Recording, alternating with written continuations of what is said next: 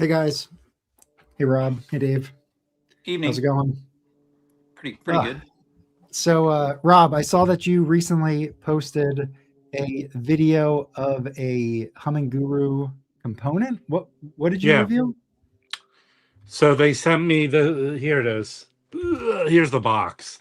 Okay. It's the Humming Guru water dispenser. So now you can just hit a button and it'll dispense the water into the reservoir. Yeah. So It's what do you pretty think of it? straightforward. What do you think of it? I mean, it's good. I mean, for what it is it essential? No. But Okay. for what it holds more than twice the amount of water you need. Mm-hmm. And it's basically the same. It has a filter in it, but it automatically dispenses the water into the reservoir for you to. And I'll tell you this: when I did a little funny thing at the beginning, but it's happened to me a lot. When I'm in a hurry, I pour the tank over and the lid opens and it spills all over. So it ends that, and it ends if you when you do that, you end up getting what they did it in the new version, the Nova, they put a kind of lip thing that you put over and it has like a wider thing, but that doesn't work. So what ends up happening is you get water all over the top, and when you pull the record out, you end up getting water on the record again. You have to wipe it off. This, by doing it this way, I've cleaned 10 records already and no water on the Cool. record. Well, I Yeah. am a fan of the Humming Guru. And yeah, I just dropped the link to Rob's video review if people want to check it out. Um, it they gave me the EZ, which is basically the version of the spin clean. I'll put a video up next week, and I have already recorded another video. I'm going to start doing more kind of helpful videos. Like I did a seam split repair video. I'm going to put up in a couple days. Cool. And So Dave, you just recently posted the vinyl tag video, right? Um, Yeah, I so wasn't gonna do it this year, but watched a few, and I actually thought these were really good questions this time around. So threw my hat in the ring. so yeah, Rob, are you doing the vinyl tag? what the one that Mark from UK did? David Atkinson. Yeah, David Atkinson. I'm sorry. Yeah, Uh, how many prompts are there? Like it's a 20? lot. It's a bit. Yeah, yeah. It's 20. Look, It's a lot. yeah, that's too many. Yeah, it's Ah, a it's a challenge. That's why I mean I like, and the other one I always do every year is Tommy from Finland, the punk final tag, because he has the best questions every year. So Yeah, I think you should do it, Rob. I think you should do it. nah, I think I'm going to do a video criticizing. Never mind. Hey, Mark Glassman, in your face, I have a sous vide. I cook So, steak sous vide. any news this week? Any breaking jazz Yeah, vinyl I news? mean, there's not breaking news, but there's something. A couple weeks, I heard that Flea was putting a solo album out, but I didn't pay it any mind. And now that two videos dropped of two different songs, I didn't realize it was like straight jazz. very cool. Yeah, he's a Yeah, big I didn't jazz realize fan. that either. And I think it's on Nonesuch. He's releasing it on Nonesuch. Now, I've Cool. seen the Chili Peppers live. That dude's on fire. Oh yeah, Always. yeah, yeah. I saw Yeah. him at the Troubadour, like on a prep. They were prepping for a tour. Hmm. And if you go back, they came to VCU when I was like a sophomore and Hmm. played in a small place. So, but this, I mean, he does some weird dancing. He has a song with Tom York too, and I don't know if it's fusion, Roberto. I think it's cool. I think it's very cool. I did. We I've spoke seen the about this. Peppers 3 times. They're a good time. Yeah. But Yeah. I know he started playing trumpet, I think, before he picked up the bass. Yeah. But I was surprised how pretty much jazz it is. Yeah. His favorite jazz record is a Wayne Shorter record. I remember that. Oh, really? Okay, cool. Yeah, he talked about it in a video years ago. I'm trying to think which one it is. The one that's got Wayne's wife on the cover. We're getting people saying Mark Lastman as well as Groove Seeker saying, check out the Flea interview with Rick Beato. I think Okay. I did watch a bit of that. Is that when I think he starts talking about how him and Anthony used to like listen to Ornette Coleman, and that kind of all of music was kind of an exploration for them, and they kind of absorbed it all, including like avant jazz. So I thought that was pretty cool. I think look, I know they both went to Fairfax High School here in LA. And I want to say they had a music teacher there that kind of influenced them, but I could be wrong on that. Okay, check out Let's Get Lost documentary. That's the Chet Baker documentary. Yeah. And No, I knew Flea was into jazz. Flea is in it. What I didn't know, I knew he was big into jazz. I knew it. But I didn't know the new album, I just wasn't paying it any mind, is jazz. Cool. Yeah, cool. Well, good for Flea. Oh my God. Look at this. Hold on, let me rewind it. He's doing like a Christopher Walken. Remember that video? Yes, I do. That's funny. I think there was other news. Was there other news? Well, I have 2 records to show. Same. I have just like 2 here. I have 5 or 6. Now I'll just jump in. So I briefly showed this last live stream if anybody hung out till like the 4th hour. So I did want to kind of just show it a little bit more. And that is this Blue Note title. It's Whalin' with Lou Donaldson quintet. I believe this is the 2nd pressing of this. It's Blue Note 1545. And it has Donald Byrd trumpet, Lou Donaldson alto, Herman Foster piano, Peck Morrison bass, and Art Taylor drums. And early Lou Donaldson is my favorite Lou Donaldson. It's the most straight ahead style. And this is a really fun album. The recording sounds great. It's a Hackensack session. And it's a pretty difficult one to get. So a copy came up online. And there is a little bit, I think on side 2, the first track, there's some marks on it. So it plays with a little noise. But other than that, I mean, it plays really nice. I'm okay taking a risk on a Blue Note. If the title is like really something that is difficult to get and, is in my wheelhouse. So I was really happy to get this. It's what series is that from, Mike? It's 1500. This is 1500. 1500. That's rare. It is. It's very rare. It's 47 West 63rd Street, deep groove, and plastolite on it. Beauty. And it plays really good, except for that, and the thing is that song, it's the first track on side 2, which is a kind of fiery, upbeat song. So I don't know. It is noticeable, but other than that, it plays other than that track, the rest of it plays pretty nice. And I got it for a great price. So I was really happy to get this. It's the first time I've ever seen that record. I've seen it before, and I just, it's just one of those like early Blue Notes that you can't plan on ever getting a copy because they're just difficult to get. But again, I like Lou Donaldson on the early 5000 10-inch material with like Horace Silver. I'm trying to think if he has a 10-inch lead session. I think he does. I'm pretty sure he does. What's up? I believe there's some shellac with Lou Donaldson. Maybe it's Kismet. So yesterday I went to Freak Beats Semi. They do 2 like big sales a year. Mm-hmm. Wasn't great, but they had these 2 on the wall. I picked up 2 Lou Donaldson records on the wall. Oh, there you go.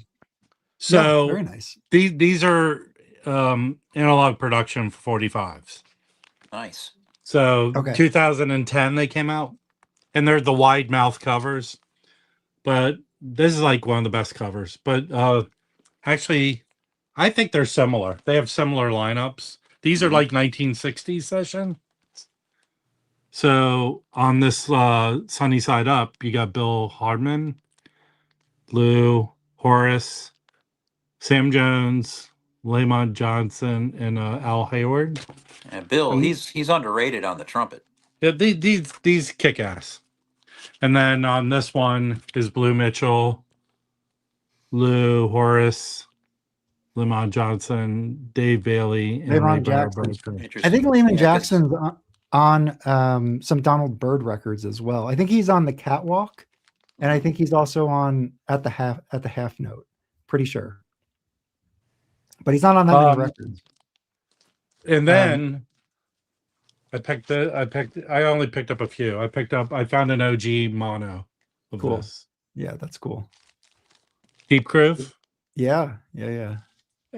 That was $5. Nice. And then this is cool. Okay, so what is this? So this is the Gifted ones, like one of the ones I think Chad reissued, I think. But it's one of the better Pablos. And it's autographed by Dizzy. Cool. Damn, that's cool. And then, but here's a funny thing. I don't know if you can make this out. There's a bunch of signatures on the back, but I cannot tell who they are. Oh, yeah. You can So- figure that out. And then, maybe? The last one is this record Dave loves. Yeah. So this is I have a bunch of OG PMs, but this was put out by Now Again, and this is pretty awesome. That's top tier jamming right there. Yeah, it is. It's a very jammy record. It's not crazy. No, it's Okay. it's so good, man. Yeah. It looks like And there's a lot. this came out 2024, so I think you can still get it.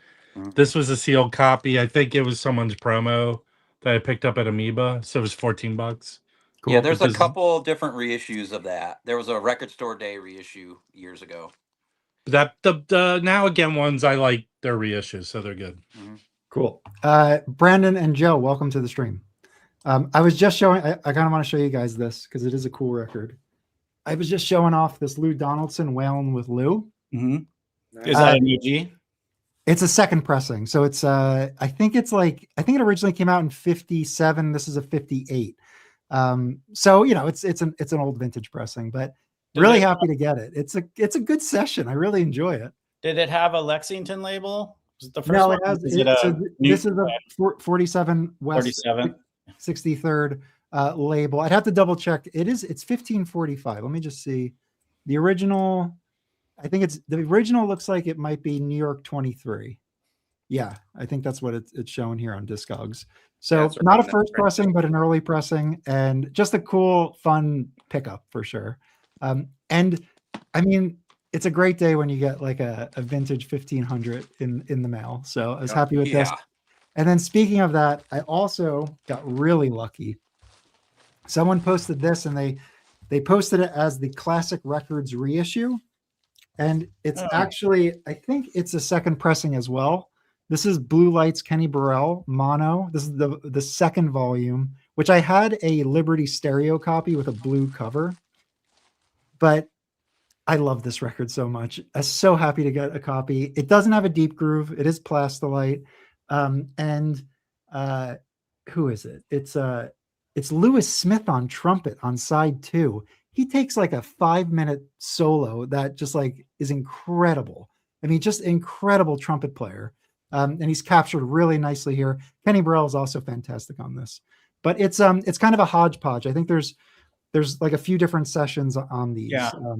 But anyway, another early 1500 series. You can see like the covers like beat up. So I have to deal with Good that. from here, Yeah, if you found the deep groove, that's like the rarest blue note that exists, Mike. Well, actually, so I should tell the story behind this. So this came up. It was I'll try to quickly tell it. It's kind of convoluted, but somebody listed this copy on eBay for $100, and they listed it as a Japanese pressing. So I saw it, and I went to Discogs to check it. And then when I went back, it was gone. So I was like, I was too slow. In the meantime, I shared the listing with Chris from WCB Jazz Vinyl. And I was like, oh my God, I just missed this. I almost got like a vintage copy of this record. I can't believe I hesitated. I should have just bought it.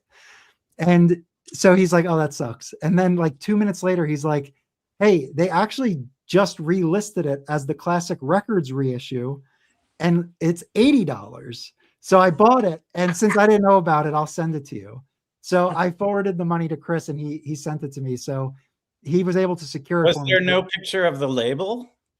there was so the picture was like it was like the cover set up on a wall, and then the record was just laid out. So I was looking at it, and I just really wasn't sure. I mean, it looked like an original, but I hesitated originally. The Which I guess, Japanese always have like key. I know. It's pretty easy to spot. No, I knew. Yeah, I knew it was mislisted. But Well, how for some much reason, does that go for? So this is like, I mean, I don't know. Like in this, so it plays like the record itself. I guess I would list it as VG to be conservative, but it plays really nice. Like I was sending samples to people. I mean, it plays clean. The Lewis Smith solos are so nice and beautiful sounding. I would say, I mean, I don't know, like $400 or something. Yeah, maybe that's something easily like $400 or $500. I got that same record, Mike, at the Bop Shop over Thanksgiving, and I had credit, but they wanted $750 for it. So yeah. So it was it's So- easily $400 or $500 for that. So Jack and You're Condition. always playing with house money. Speaking of, because Yeah. I've been listening to Kenny Burrell lately too. Okay. This is kind of the Japanese. It's kind of similar, but it's like I'm not sure what year is that. So I'd have to double check. Questions are 58. I think it was 58. 58. So I think these are a little later, but this is a really cool. Yeah, that's a great record. Yeah, I have One of that. the I have first- that That's one. one of the first It's Kenny Burrell records I picked up. yeah, it's two different sessions. I think from either the late 50s or the early 60s. Let's see if I can. I kind of am doing this off the cuff because I haven't grabbed my glasses yet. Shoot, it doesn't say on here. I think I'd have to look on Discogs. Sometimes the Kings don't give you the date. But that came out first time in Japan. Yeah, In the this was a 80s. Japanese only. Yeah. It And it was a Music Matters put it out. it was with a like better- different with a cover, bit- right? Yeah, better And they cover. probably did double 45, I'm guessing. So yeah, Freedom. So I'm sharing the Discogs entry. Let me just make this a little bigger. So Brendan, it looks like this is your copy here, the 79. Yeah, that would be the key. And so 79, it was issued, but this session is from, let's see if it says it. Sessions from 63 or 63, 64. So a couple Okay, a sessions. little bit later. And then this is the Music Matters jacket. So they Oh, redid wow, the that's jacket, nice. which it looks Mm. good. Yeah. Yeah. I have the same one as Brandon. I found that twice. Yeah, the Music Matters I think it's a better photo. I think this is probably a photo of Kenny much later. It looks Yeah. like Yeah. When he started getting a perm.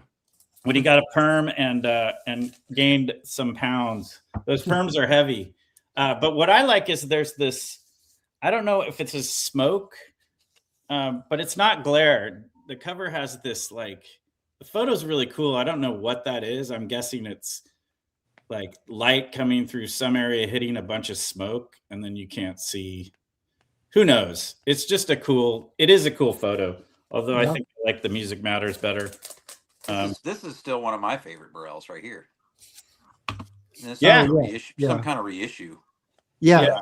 So I've never needed to It was a upgrade black- this. That cover I have the originally was a original. black cover. From I have the late original 50s. somewhere. Yeah. Yeah, Kenny I Burrell have with it. John It's Coltrane. a photograph, I think. It's the OJC. Yeah, that's right. Came out as Oh, no, it's a OJC. really cool. That's right. Yeah, I'd love to find that original. I don't know if mine's an original. I think it's a blue trident. I love this one because I came to Burrell because of John. I was collecting all the Coltrane I could get my hands on. Right. And I was like, "Who's this Burrell dude? Let's give it a go." This is years ago. Yeah. I love this. I get more into Burrell. I was into him for a while, and then I'm kind of definitely back into a Burrell stage in life. There's been Yeah, a lot of Burrell. Blue Note stuff Um, talking about tonight. Can I show some stuff? I actually found quite a few Blue Notes recently. yeah. Let's see it. So I'll start Let's with the do it. one. I think this is the only non-blue. Well, there's the one other, but for the most part, I've been kind of getting back into my roots of how I started with jazz, with hard bop and Blue Note stuff. This I found last weekend when I was in Rochester at Record Archive. They had it on their Discogs for a long time, and I've always loved. I think this is one of my favorite just covers I've seen, and I love Clifford Brown. I really want to. I think this year try to. Some of the copies I bought, especially of his stuff on like Emercy, are not been the greatest conditions. So I want to kind of go back and find that. I want to find the Clifford Brown Memorial album on Blue Note. So I'd like to find that. But this is like it's not Pacific Jazz Black. I do already have the one Mosaic box set that I have is the Clifford Brown one that does include the Pacific Jazz one, but there's weird issues with that box set, at least my copy of it, where it's very clean, but it's just really like staticky, and I don't know, just doesn't, some of the stuff doesn't sound the greatest. So this one actually is a pretty decent copy of it. The cover's kind of a little bit jagged, but the record's in really nice shape. It's got Clifford Brown trumpet, Zoot Sims tenor sax, Bob Gordon baritone, Stu Williamson valve trombone, Russ Freeman piano, Shelly Mann drums, and Joe Mondragon and Carson Smith bass. So cool, like I think this is actually in the Mosaic box set. This is the latest material. It's like from mid 54, and he died in 56. So some of his later-ish material. So that was a great one. Is it Joe, do you have this one? There is on that shot? I do, yes. Does it say anywhere? At Basin Street. What did you say? This is the 10-inch. For that cover, does it say who did the photo? Oh, good question. I'm going to say Claxton. Yeah. Looks like William- Claxton, but William- was he doing the Chicago or? That's Yep. Photograph and cover design, William Claxton. Claxton. Yep. Yeah. So, this is actually a Hollywood session, and it's arranged by Jack Montrose, who's on a number of the, just early West Coast sessions. Yeah. But yeah, William Claxton. Yeah, I love this one, man. It's good. That's Better a great known one, as yeah, JR. Basin Street. And then actually, Mike, I didn't even know you were going to talk about that, but I also found over Christmas break Volume 1. Volume 1. This one, Nice. unfortunately, compared to Volume 2. So these were both the owner's personal copies.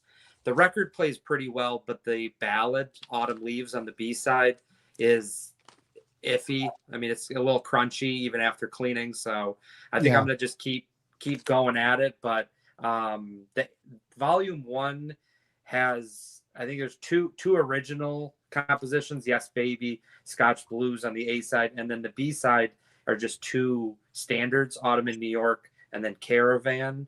And it's great. I mean, as you said, Mike, it's Lewis Smith is great. I always love finding Tina Brooks. I think for him, Tina Brooks he's always a selling point for me. Yeah, and then Tina's Kenny Burrell, top tier. love him. Duke Jordan, Bobby Timmons, Sam Jones, Art Blakey. So it's hard to beat. I think this was Manhattan Towers session as well. This was not recorded at right. Okay. because of the size of the lineup, and I think this was one of the later ones that was recorded at though the sermon I think actually was after this, but whether it was actually recorded I don't know. And then it's also got Andy Warhol cover. So Yes, well before the factory. He was a very in-demand graphic artist.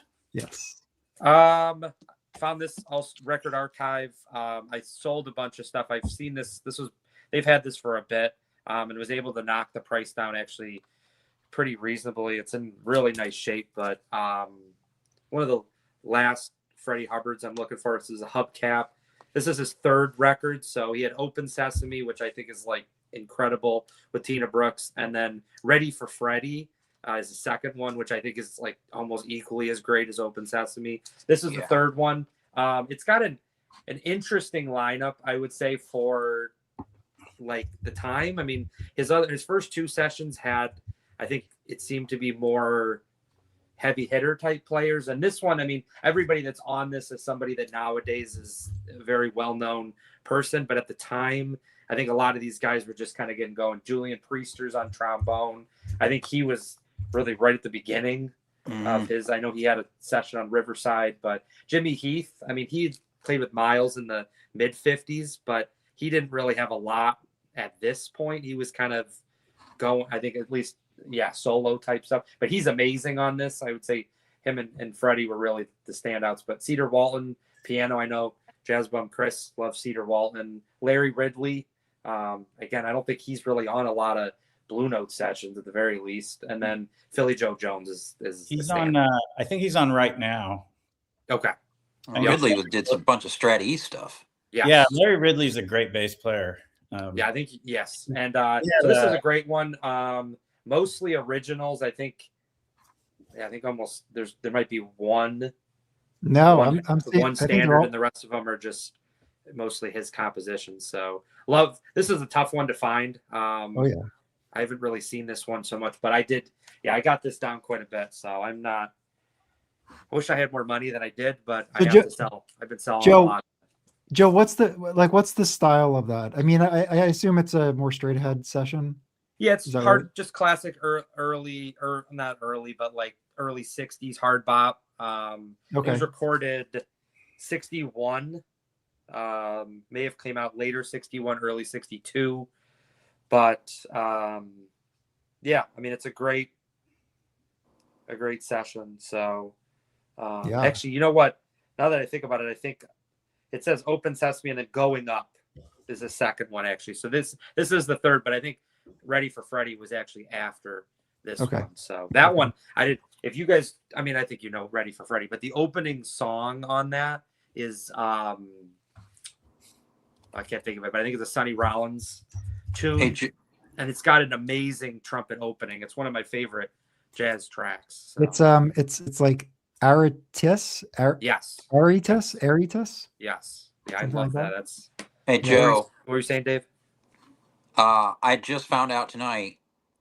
I think it's kind of a last minute thing, but Kieran at Needle Grew is going to be in Rochester tomorrow. Yeah, he told me. Yeah, he told me he was going to try to go last weekend, and then it didn't work out, and so he's going this weekend with a few friends. He saw some stuff on Discogs that is of interest.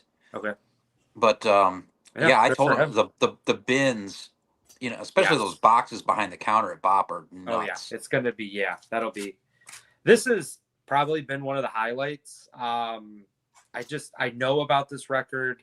I've seen a few copies of it. They've always been usually trashed, and this one was a good copy. I think this was also Bop Shop. This came from, they got a huge jazz collection over the summer. I was able to work the price down a bit. Now, the one thing that I will say before I show it, well, I'll show it and then I'll tell you what it is. So Bird's Eye View. This is an original on transition. So a few things, and it was like, sometimes when it rains, it pours, as we know, when it comes to like collecting these records. So I get home with this, and it came with the booklet. Now, the booklet is like super rare. Yeah. So it came with the booklet. Well, I get home and I realize that it's not even the right booklet.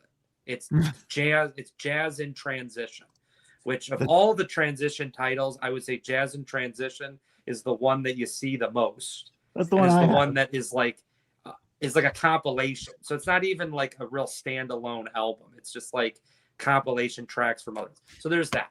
And then I'm pulling the record out of I'm pulling the record out of the jacket.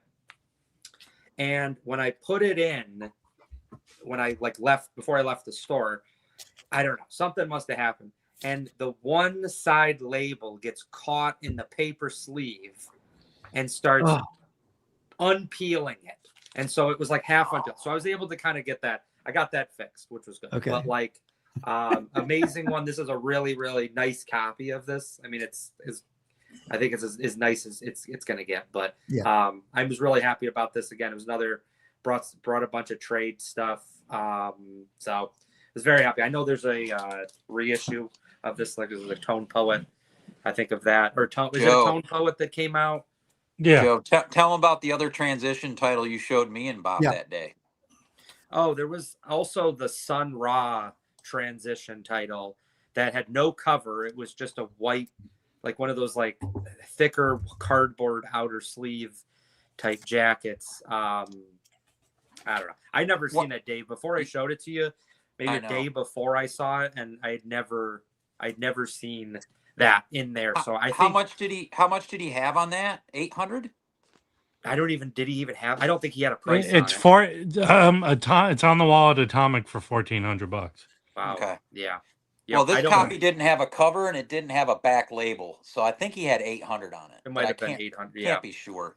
Yeah, that stuff was like, so that stuff was from the collection, and within like 2 or 3 weeks of the stuff being put out over the summer, they grabbed a lot of those titles and they put them in this like back box. And I mean, I've known about it and like I've kind of picked through, but I don't think most of that stuff is really going to move until they say something to somebody else. So I think they're also whittling it down to stuff that's not as, you know what I mean? That it's either going to be super expensive. Like they still have a copy of Sonny's Crib, Sonny Clark, but it's like thrashed. I mean, it's like G plus condition. So G is tough. Sometimes I feel like G plus I can work with. this was like scary to see. Yeah, So. you get to G to F. Yeah, no. I got 2 more quick ones. Okay. I did last weekend. There was a Carolina Soul auction on eBay, and it was mostly straight ahead stuff. I think there was some, free avant-garde type stuff too, but it was mostly like straight ahead type stuff. And I don't know. I sometimes go through and see if there's anything interesting. And what caught my eye, I already have a copy of this, but I was looking for an earlier copy. I was able to find, and I got, this is a 66 Liberty stereo. This is, I don't know if, I guess it would be a little bit of it's an upgrade to I have a white B. It's also got RVG. So I'm very happy about this. I know there's a reissue of this. I'm still looking for a mono. That's kind of going to be, I think, the ultimate thing for me. But I love Grant Green. I mean, as I've told you guys before, he's kind of my go-to jazz musician when it comes to Blue Note. So this is just an amazing session. So I think I have that one, but I also have the Music Matters 33 of it. Yeah. I see early pressings come up online often, but they're always VG or worse. And I feel like for that title, you really got to have it clean. And it's getting really expensive too. I mean, you get G plus VG, and it's still $300-$400 for some of the stuff. So the last one in particular, this is another one. I just like it. Like my life has been a tragedy recently when it comes to some of these records. And I know I'm being dramatic, but like, so I have one record. I'm not going to show it, but I've been really looking for a 60s mono copy of Blue Train. That's what I've been really looking for. And I found one, or what I thought was one. And I went down to where I listened to my records, and I pulled it out. And for some reason, I was looking in the dead wax. And even though it's got a mono cover, micro groove labels, it's a stereo pressing. It's got the stereo metal to it. So it's like, and it is like, I have, the only other copy I have is like a late 70s King Japanese pressing, which has served me well for a number of years. And that's great. And so I've kind of gone back and forth. And I think at this point I've realized like, I'm just going to hold out. I mean, I paid $100 for this, which is like that's like a Rob price for Blue Train. So I mean, I'm just happy with what I got. It's in great condition, so I'm going to stick with it. It's RVG too, so that's fine with me. But that was the one thing. And then this other one. This was also from those back boxes, Dave at the Bob Shop. Mm-hmm. And I pulled the trigger on it. So this is Sounding Off Dizzy Reece. Wow.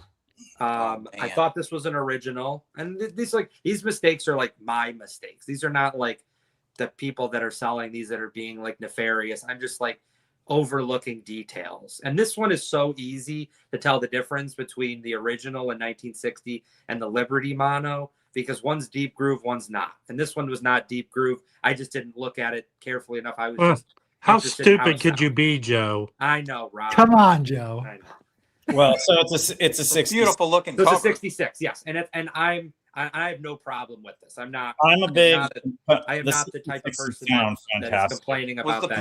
Was the price right, Joe?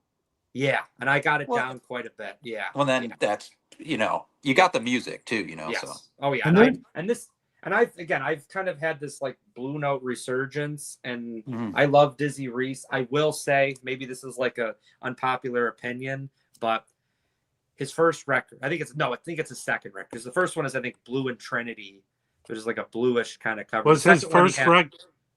On Blue Note. Sorry, on Blue Note. Blue Note, yeah, not Prestige. The second record he had was called Starbright, which has Hank Mobley on it. Yeah. And this is just might be my opinion, but his playing is like nothing, you know what I mean? Nothing to like yell home about. I mean, Hank Mobley is great on that. His playing just sounds very like lackluster. And I think What year is that record then? which one? The one that Hank Mobley, Starbright? Starbright is 59. yeah. Okay. I like 'cause- the first track on Starbright. I think is really good. Mhm. I don't know. I wanted more from him, and it was like when Yeah. he'd get to the solos, it was like there was no intensity to it. I totally get it. Yeah. It was, I don't know what it was, and it was disappointing because it well, was like, well, maybe and that's maybe it not was to, like- his drug use, Joe. I don't know, but But he's great be- on like I have Asia Minor Uh-huh. on New Jazz, and that's an amazing title. If you ever find He's still that, around. He's still Yes. kicking. Yeah. I have Asia Really? Minor too. I love that Brent- record. Yeah. Brandon, Dizzy is that- Reese is like 94. He's Hold still on, around. Yeah. Hold on, Brandon. Is that an original or a Liberty? No, it's a 66. Okay. So it has the original labels. Yes. What do you, Brandon? What do you think of Starbright? I like it actually. In fact, I have a classic records of Sounding Off. Okay. Yep. And I probably listened to this one more. Starbright, yeah. Starbright more. Yeah. It's the exact same labels. It's just no deep groove and no plastilite, and the vinyl is thinner. Yes. Yeah. But these were all these 66s. RVG went in and remastered them. So Yes. he was serious about them sounding good and I don't know if it was because of the new pressing plant or if it was just because most of the 66s, not all of them, but a large amount of the 66s were ones that had only been pressed once. You're talking about the Lexington 66s? No, I'm talking about the 66 Liberties. the 1966 pressings that don't have a Liberty label, that have the original label. Mhm. Most of a Blue large Note amount loved of to these- use up old labels. They didn't like to I don't throw away believe- labels. I don't know if I believe that story. I've heard that a lot. I've heard that a lot too. Oh, but they did. Yeah, I then- don't think that. Yeah, I think they. Yeah. You can But get. then it was like I'm trying to remember why, but then it was like That's why you get stereos and mono Well, I covers. think- They didn't like to throw away covers Dave, I either. think I think that is the story, because even with those like 72 UA monos where there's only 25 or 30 titles that they chose, mostly from the 1500 Right. series, Yeah. those, if you look on the back, the covers are almost always original covers. They'll say Yeah, 47 yeah, West 63rd or Yeah. 43 West 61st. And so Mhm. you're Stuff getting those stock they had. original covers with just the, you know what I mean, the new labels type stuff. Mhm. So it's Yeah. that's what makes Blue Note all over the place. So I've lost my memory, but something happened in my life, because I believe that was the story I knew for a long time, and now I can't remember the reason where I was like, wait a minute, they put them on something else, like not something else, the record, but it was like all of a sudden these labels Mhm. popped out on. Yeah. So Yeah. maybe they just found a stash later. I Mhm. don't. Yeah. That could be the case too. Because that's why I asked you, Brandon, because there are many 1966 repressings of a lot of 1500 series. Yes. I think Mike has one that I sent over to him. Those are amazing sounding records. mhm. Yes. He remastered. He went. Yeah, He got hardcore on, and there's new so- stampers. there's no some people would argue that they sound better than the originals. I'm not sure I'd go that far, but they certainly sound as good. They are very good. Yeah, that's the Kenny Burrell. That's it. Yes. Nice. So this is the Nice. Kenny Burrell. I think it's an original jacket. I mean, it looks kind of Mhm. like an original jacket, Yeah. and it's got the Lexington labels, and it's RVG and it's mono, Actually, obviously. This one even Oh. has a frame, even though it's a 66. Has a I heard frame, right. that those labels smell like strawberry. Can you try smelling it? Mhm. Uh, Yeah. no, They So smell like here's here's the UA. I got this from you, right, Brandon? yes, because when I got that, That's a UA pressing. So I just got an OG. So if anybody's looking for UA pressing, just send me a message. It's circling around the group. Oh, Felipe's how- hawking what can- records tonight. Yeah. What condition is that in, Felipe? It's a VG Plus all over. Mhm. You can ask Brandon. Yeah, it's the I same don't have shape. the originals, actually. Felipe, I was waiting for you to, as you turn the record, it just falls out of your hands onto the floor and oh, G plus. This is the other blue note. Yeah, that's the first This one. is I a think. king. That's his Yes. first blue note. It came out, Brandon. It's a tone poet. You can pick that up. Yeah, but you know what? There's something about. I know I could replace it, and You're the guy who says, "I love these tone poets." yeah, but I also love the kings, and the fact that I've replaced so many of my kings over the years No, makes me feel kind of bad about. Kraft needs to reissue his prestige records. I mean the Tom poets are great. Have you guys Yeah. listened to the Hank Mobley that just came out 1560? Oh, No, I have a yet. Japanese. I have a Japanese pressing. Yeah, of that. so I got a Tom poet. I have a UA pressing of that one. yeah, I have a UA too. That Tom poet's amazing. It's I'm sure, unbelievable. and it's stereo, right? Or Yes, he did it in stereo. Yeah, That's a great record and to begin Yeah. with. it is. Oh, it is. that's and the originals are what, $3,000 now? Oh yeah, and over. Yeah. Felipe, have you ever seen an original of that? No. So just a shout out to my friend in Japan, Jeremy, who runs 9M Tokyo. He has one of those for sale, if I'm not mistaken, or just sold one. Yeah, they go in that range, and I think and the good thing about Japanese stuff is that a Japanese VG is like a US near mint. This isn't nearly as good of a record as 1560, but this is a king of Yeah, 1568. yeah. Oh yeah, I like that. That record is insanely expensive because it's super rare. But Yeah. the photograph, the record's not that great, but man, what a cool photo. Oh It yeah. is- That's a great photo. Yeah. That is just amazing. But now that was a 10-inch, right? No, No, It wasn't. there was the 10 inches. Is a different one. Yeah, the 10 inches is. I think Music Matters did us a. I have the music. Oh, I don't Matters. think that Yeah. I don't think the 10 10 inch ever came out as a 12-inch in that. Yeah. No, time. no. Yeah, right, I have It was that. I have later it on right that here. it was. Yeah, not that one. I think that one is that's 50. probably After No Room for Squares, the 10-inch is my favorite because it's just, Yeah, I mean, Cool it's set. almost essential hard bop. There's Yeah. I it need is to like- get it. yeah, and it's a quartet. yeah. I have the 71, 72 Yeah. of it. You know that one is reasonable to get. You can find it for like $100 now. That Mhm, Yeah, maybe the maybe 72. the 72, the 72. The original is like 2K. in Yeah. good shape. yeah. Oh yeah, those In any records they go for a lot. Yeah, This is a 58. Oh, nice. There we go. yeah. I So mean, I speaking have of- this, yeah. I think I Yeah. paid 30 for this, and now they're like easily $100.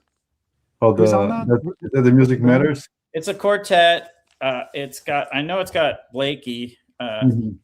Mobley, Horace Silver, Doug Watkins, Art Blakey. Yeah, So that's- this record is amazing. Yes, And it's it really is so like, this is another record. Oof. Your friends who don't like jazz, you could put this on during dinner and they'd be like, "Oh, this is really Yeah. good. good. Yeah, and anyone can like this one. Yeah, for sure. It's really smooth. It's like Soul Station, like that kind Yeah. of like, Yeah, oh, I like this. I don't usually like jazz. I kind of want to get the Music Matters because the first disc in it is essentially the 10-inch, right? It's on. yes, the Music 45. Matters. Yeah, the one that Brandon showed, it has extra 40, tracks. it's a 45, right? And they kept Yeah. this cover, right? Oh, Yeah. Yeah. They kept the cover. They just added tracks. Right here. I'm yeah, telling you, extra photos. Sorry. I No, haven't, it's not. Yeah, I haven't Very seen you in a cool. while, Felipe, but yeah. I have to show you. This record blows my mind. Oh, this is really good. No, Yeah. that's a No, different one. Yeah. Rob. So Rob, this is not the same as the Brandon showing. The one that Brandon showing No, also no. has the Music Matters. Yes. No, I know. Yeah. I showed a king. This, Yeah. so- Oh yeah. I'm still listening to this all the time. I streamed that after you showed it. I streamed it, and it's a good session. I mean, it's a cool session. Yeah, It's that the first French track- horn is so. French horn is really um, different. So my friend Mhm. Donald, I said, I sent him a little snippet of just playing it, and he got a copy. He found one. Nice. Yeah. It's not Hey, crazy expensive compared to some of the 10 inches. It's not like Afro-Cuban price or Oh yeah. Oh, Mobley price. Yeah. So Donald live in Portland. Yeah. quick programming note. Friend of the channel, Fluffy Records. He's been posting a lot of good records on his eBay account. So I dropped the link. The prices are very reasonable. So Oh yeah. I would say go check out what he's got for sale. There's a bunch of OGs and there's also Mhm. audiophile pressings, but he's got a That's lot of cool stuff. The other thing is the Hank Mobley Music Matters Jazz is still available on the Music Matters website That's for a just steal. $75. Yeah. Really? Yeah. Yeah, but you got to pay like $100 for shipping. No, that's not bad. It's like $10. $100. No, it's like $10. No. And you can get the Gil Malay while you're at it. Yeah. Oh shit. We got The Gimel is still available, right? Probably. The band's Yeah, back together. Yeah. The band is all back together. Yeah. What's up? Hey Chris, Happy New Year. Happy New No Year. time no see. Yeah. Okay. So I won't have Alright. much time, guys, tonight, but I just wanted to, stop by. That would be cool. We're gonna drop a nice interview on Monday that we just did yesterday, right? With Kevin, Chad, and David. Yes, the Strata-East crew. About the new batch of Strata-East, which I wanted to talk about. One of them first. So Mike has I know Mike has a copy of this. He had it for some time. This is just the release, the new reissue they put on Strata-East. Yeah. Are those already available? They should, right? Yeah. Yes, they are. They are. Yeah. I saw one at a really small shop yesterday. This thing smokes. These are very, very good. As the Mike and Phoebe, as the Hit Brothers, and Music Inc. by Charles Tolliver. So whatever you're interested in getting, some of those, I like this one. It's a record that I wanted to have it, and Yeah, right, $35, right? You can't say no. It's Yeah. So $35. sorry, my internet's running a little slow on my end, but this is at $35 on Mac Avenue, and Mhm. I don't know. This is a brilliant session. Yeah. I mean, we were Yeah. talking about it with the guys yesterday. The first Mhm. track, the opening track, it's like, I don't know, 18 minutes long or something. Yeah. And he does like this. I think he might be using two basses to solo. I'm not totally sure, but I mean, it is an incredible artistic Yeah. expression Yeah. that he gives. Yeah. It's incredible. And it is as a properly named, right, title, From Within, which means it's coming from within, and the whole album is about the search within. So highly recommend if you guys haven't yet checked the latest batch of the Strata-East, and some other ones that just came. Those are going to be available, I think, at the end of the month. It's the new batch of Muse records. Oh, what are they? So this is the Joe Chambers Oh, cool. double exposure, which is really good. Is Joe Chambers and Larry Young, pretty much just dueling on piano and bass and a few other instruments, and of course drums. Since they fixed the issue with the adhesive they put on the right side of the plastic. So really solid stuff. I'm going to be shipping this to you, Chris, pretty soon. Okay? Do you know if they're going to do the Almoravid? I don't know. So Zeb hasn't. I mean, we asked him. Honestly, he hasn't given many details on which titles are coming next. But as I told you, Joe Harley told me they've already done like 30 of them. So, Yeah. Probably in there.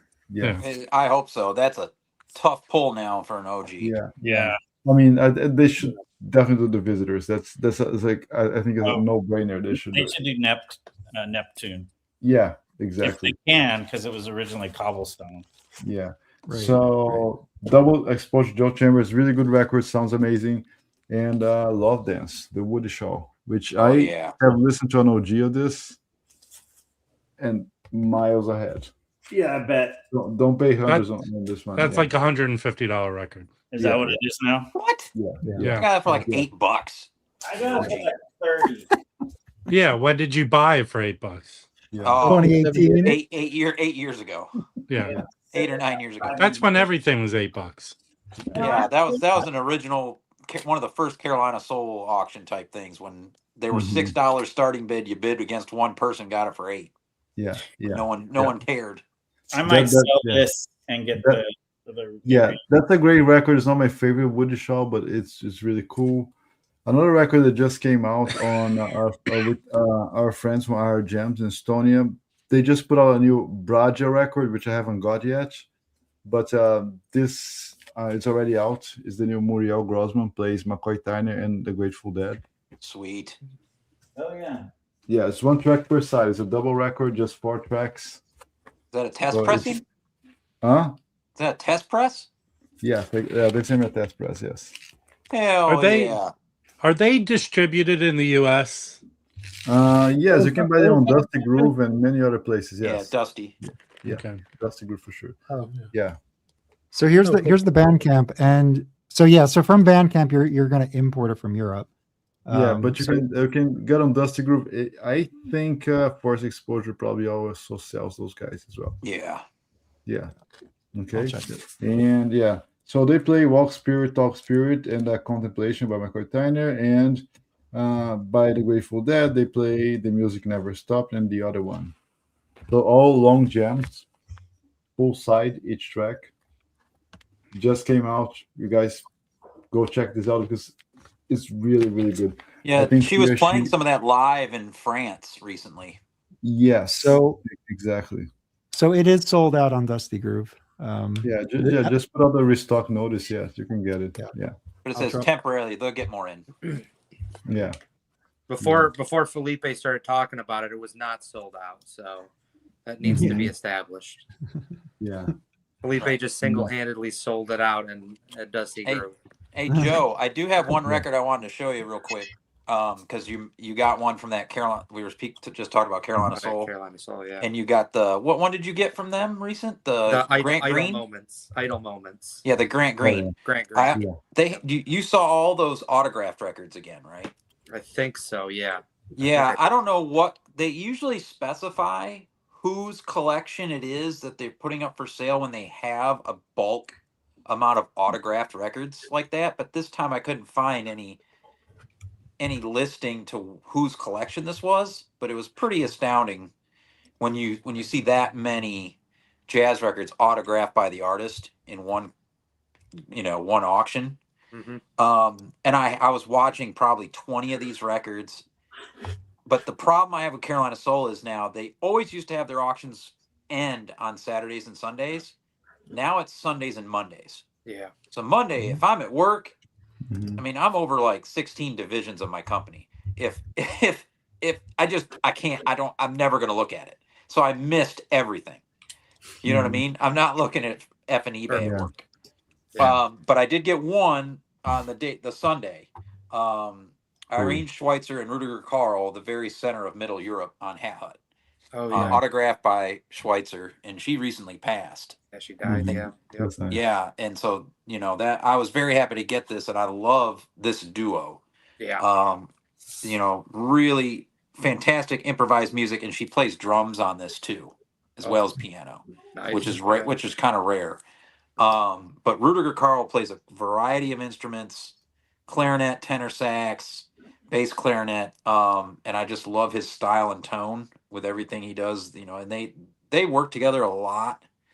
But I became aware of more of their stuff by that Charles Gale video that was done in '84, because all the Germans came over to New York City at that time and infused themselves with all the other improvisers in the scene, and these two stood out to me. So I've been kind of seeking more of their stuff out. And this was cheap. This is like 20 some bucks. Yeah, I was saying most of their stuff is not super expensive. It's just hard to find in the U.S. Yeah, and so I was really happy to get this from Carolina Soul, and it didn't get bid up, so that I was kind of surprised. Everything else was goes through the roof on there. Yep. Mhm. Yeah. But I wanted to show that. I got one more record, and then I can jump off. The Yosuke Yamashita trio. This came in the mail today. Tsuneyama. This came from Japan. I ordered this. It came from Osaka. It shipped Monday and arrived this afternoon. This on Pretty, Dave, that's pretty slow for Japan. Let's be it honest. is, but it's faster than if I ordered something from 8 miles No, up that the is- road yeah, from that is- Noble. Believe it or not, and if I order from Noble, they're 8 miles from my door. It takes over a week to get to me. Wow. Yeah. Because they ship it from Monroe. He lives in Monroe, North Carolina, so he ships it from home, and then it goes to Greensboro, which is an hour and a half north. And then From it has to come back Greensboro, down. from Greensboro south of Charlotte to a distribution there to Gastonia, then to Charlotte, then to my annex, then to the postal carrier. It's a whole thing. But that you wonder why the post office loses money. But yeah, Frasco label. This is anything with Akira Sakata on alto. I'm gonna pick up, and this was a fairly inexpensive record too, 20 some bucks. After shipping though, they hit you for 25 shipping. But this it's listed as a trio, and they are the main trio is Yamashita on piano, Sakata on alto, and Koyama on drums. All Japanese players, but it's not a trio record. So that can be a little deceiving. Most of this is at times an octet. And so they have all these other Japanese players that I'm not familiar with on this. So I just got it. I'm looking forward to listening to this. Should be free improvised stuff, but with the extra players, it might lean in some other directions. So I took a chance on this one. But it's complete original from '78. I was That's it. Dave, today I listened to that Sakatsu record. Yeah. I'm talking about, I listened to that. I got that at Joe's table at WFMU a while ago, and it kind of just got lost in the in the shuffle in the stack of stuff. I finally got around to listening. It was great. So I do have some breaking news. So for those watching, I'm gonna do a quick plug really quick. So we have the Jazz Bums Discord. I'm dropping an invite. Come and hang out there. But Chris, who just joined the stream, just developed a Bums GPT. Is that right, Chris? Yeah. So can you tell us? So this is on the Discord. It's like a utility on the Discord. What is this? Yeah, it sucks right now mostly, but it's getting better. Okay. You're selling it, man. It'll I'm working on it right now, literally. It'll look up records and shit. If you tag it when you put a picture in the now spinning, it'll post all who the players are and all that sort of thing. If you ask it certain questions, it'll do some things too. I'm trying to make it better because I'm trying to basically make it not use GPT for its source because it's always wrong. Like it'll just make shit up constantly. Yeah. So I'm hooking it up to look at Wikipedia and Music Brains and places like that to source the information from and put it into a database and then send the actual results over to GPT. So that's why you've been MIA. No, I just did it over the last 24 hours. Oh, okay. You read it, Mike. If I just take a picture of it, do I have to query it or anything like that? No, let's see. Yeah. Let's get a little demo. Mostly everybody's been hating on it because they're dicks, but I don't care. Whatever. Yeah. So it's a great idea. I dropped an invite to the Discord server. There's I don't know. There's hundreds of people on there, all record collectors, music lovers, and the discourse is cool. Like nobody really has ever. I think we've had to kick 2 people over the past 4 years. Yeah, it's true. So, I'm sorry for saying you were a dirty Rob's word. one of them. Yeah. If you want a direct line to Rob, you can get him on the Discord. There you go. Well, Sharing, it says. Are you sharing your screen, Mike? Yes. Yeah, I'll remove it. You're good. There we go. Okay, so it's gonna be tiny, but whatever. Let me find an image or something we can try with here. I put that record up that I just showed. You could do it on that one. I didn't put a description. It's like the most obscure thing of all time, though. Yeah, but see, that'll really see if it works. All right. yeah, but you did a shit. kind of it's laying down. Okay, You have so to, you you have just to actually tag it. Sorry, I didn't tag it. what do you have to tag it as? Hang on. I'm sorry about to lunch. It's recognized that one 600 times already. Hang on. Let me do Sonny Rollins again.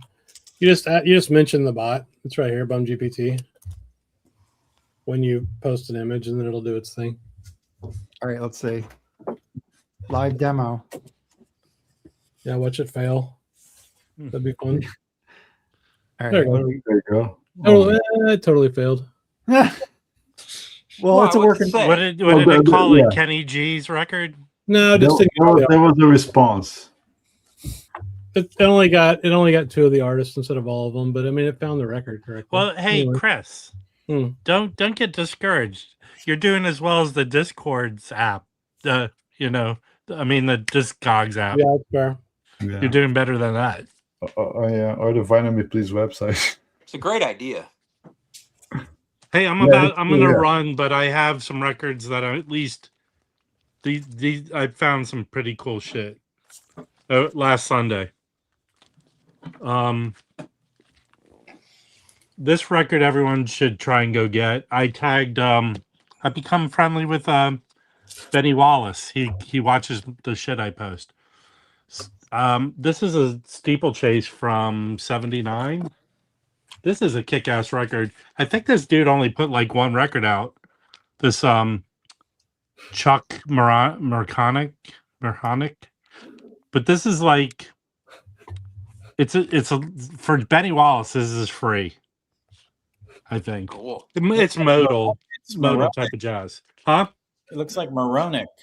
Moronic. I think he was like a side guy or produced or wrote, but this is his only lead record, I believe. I'm Yeah, sure I he think didn't call himself Dave moronic. Wayne has showed some of his stuff. He's not moronic. I found an OG of this. I know this came out as a Real Gone did a reissue of this, and this is sort of I think this guy was a big like writer for other people, so this is kind of like jazz rock. Do you like it? Psych. Yeah, it's good. It's got a lot of voices on it.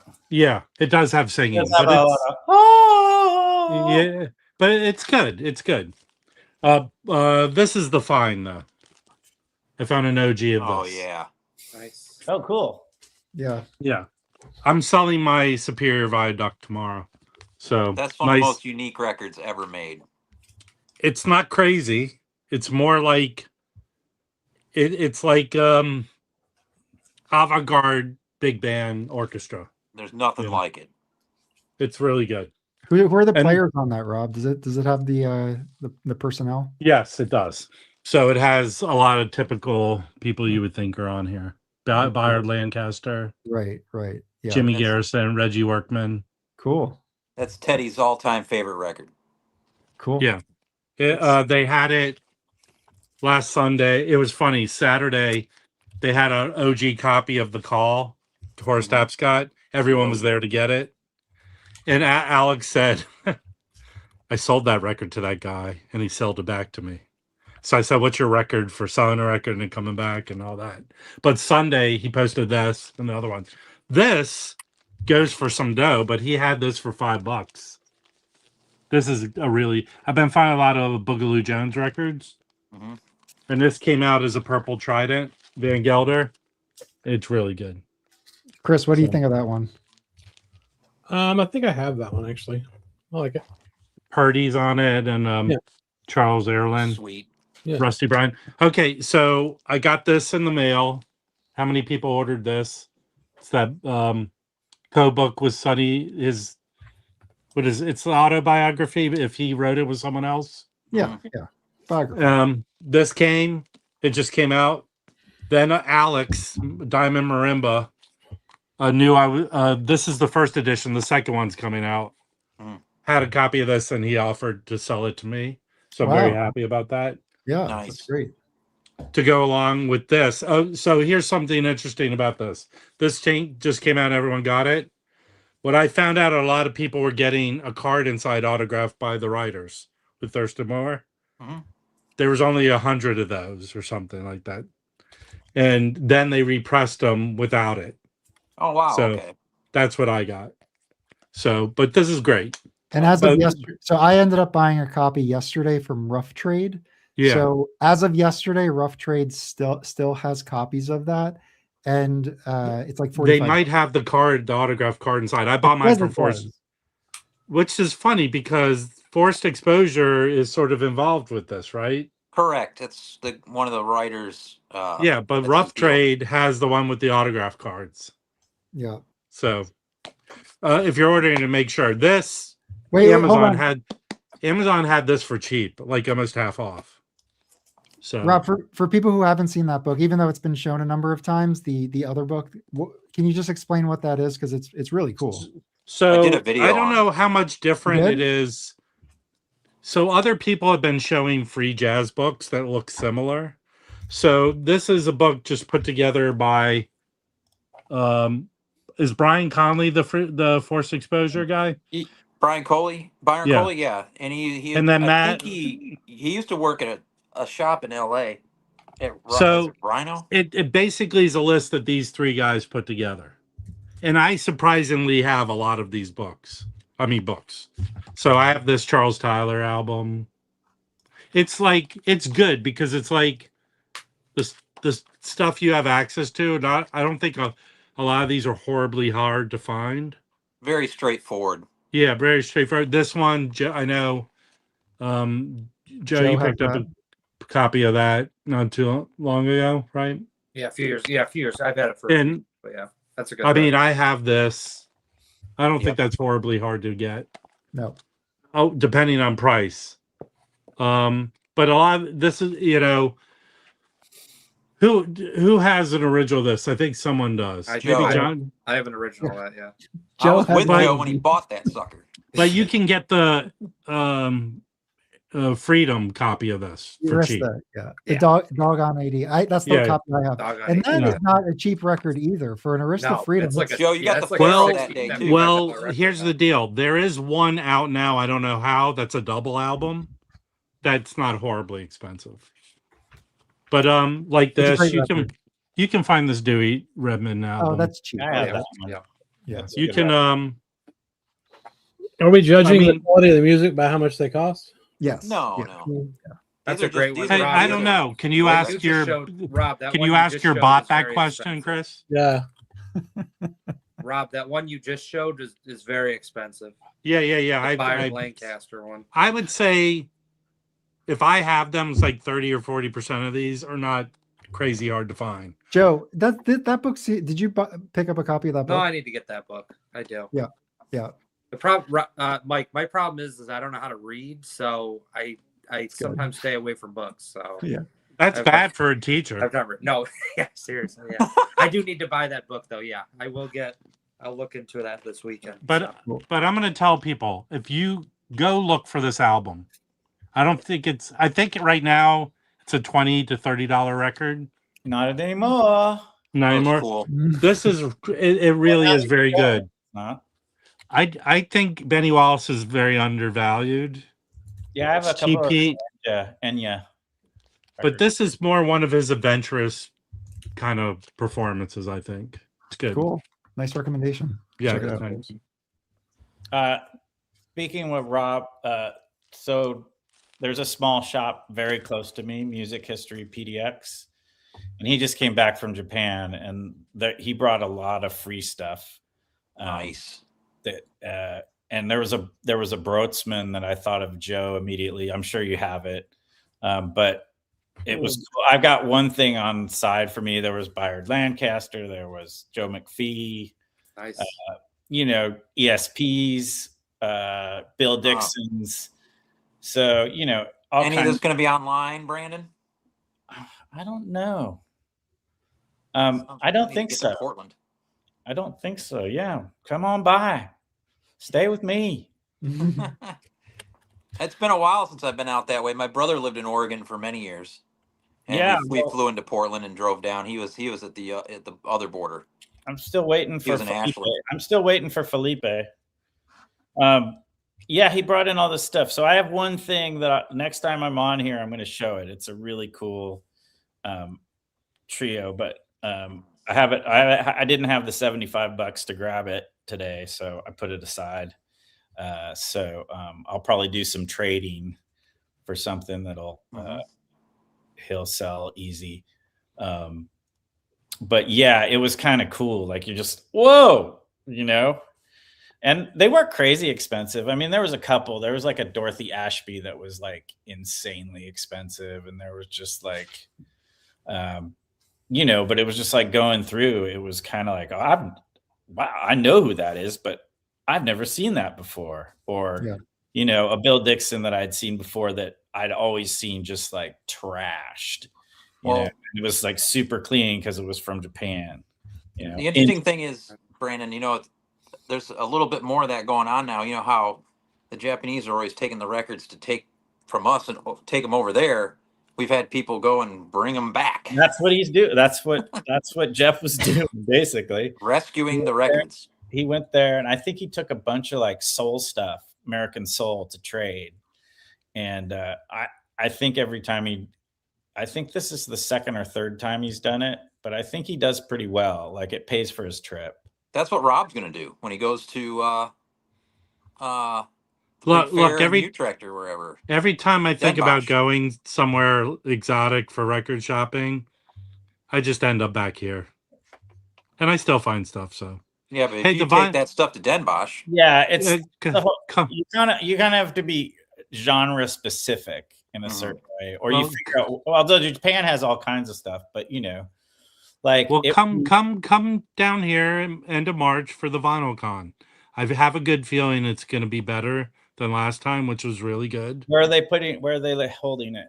same place. The same place. It's part of the Fashion Institute. They have a big Oh, okay. area with it was $5 parking last time. It was I'd say it was 30% dealers outside LA.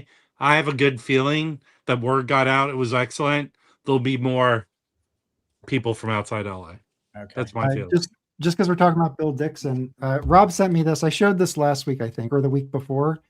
This is one of my favorite Archie Shepp records. It's New York Contemporary 5, but Bill Dixon arranged this. So there's also like a split Bill Dixon, Archie Shepp. I don't know. Is it a Savoy or something? Yes. So you can get a BYG of it. But I think they may have had disagreements. I think there if I remember reading, they had like a bit of a falling out, which is why I think they did a split record. But you know, correct me if that's wrong. But anyway, this has some Bill Dixon arrangements on it.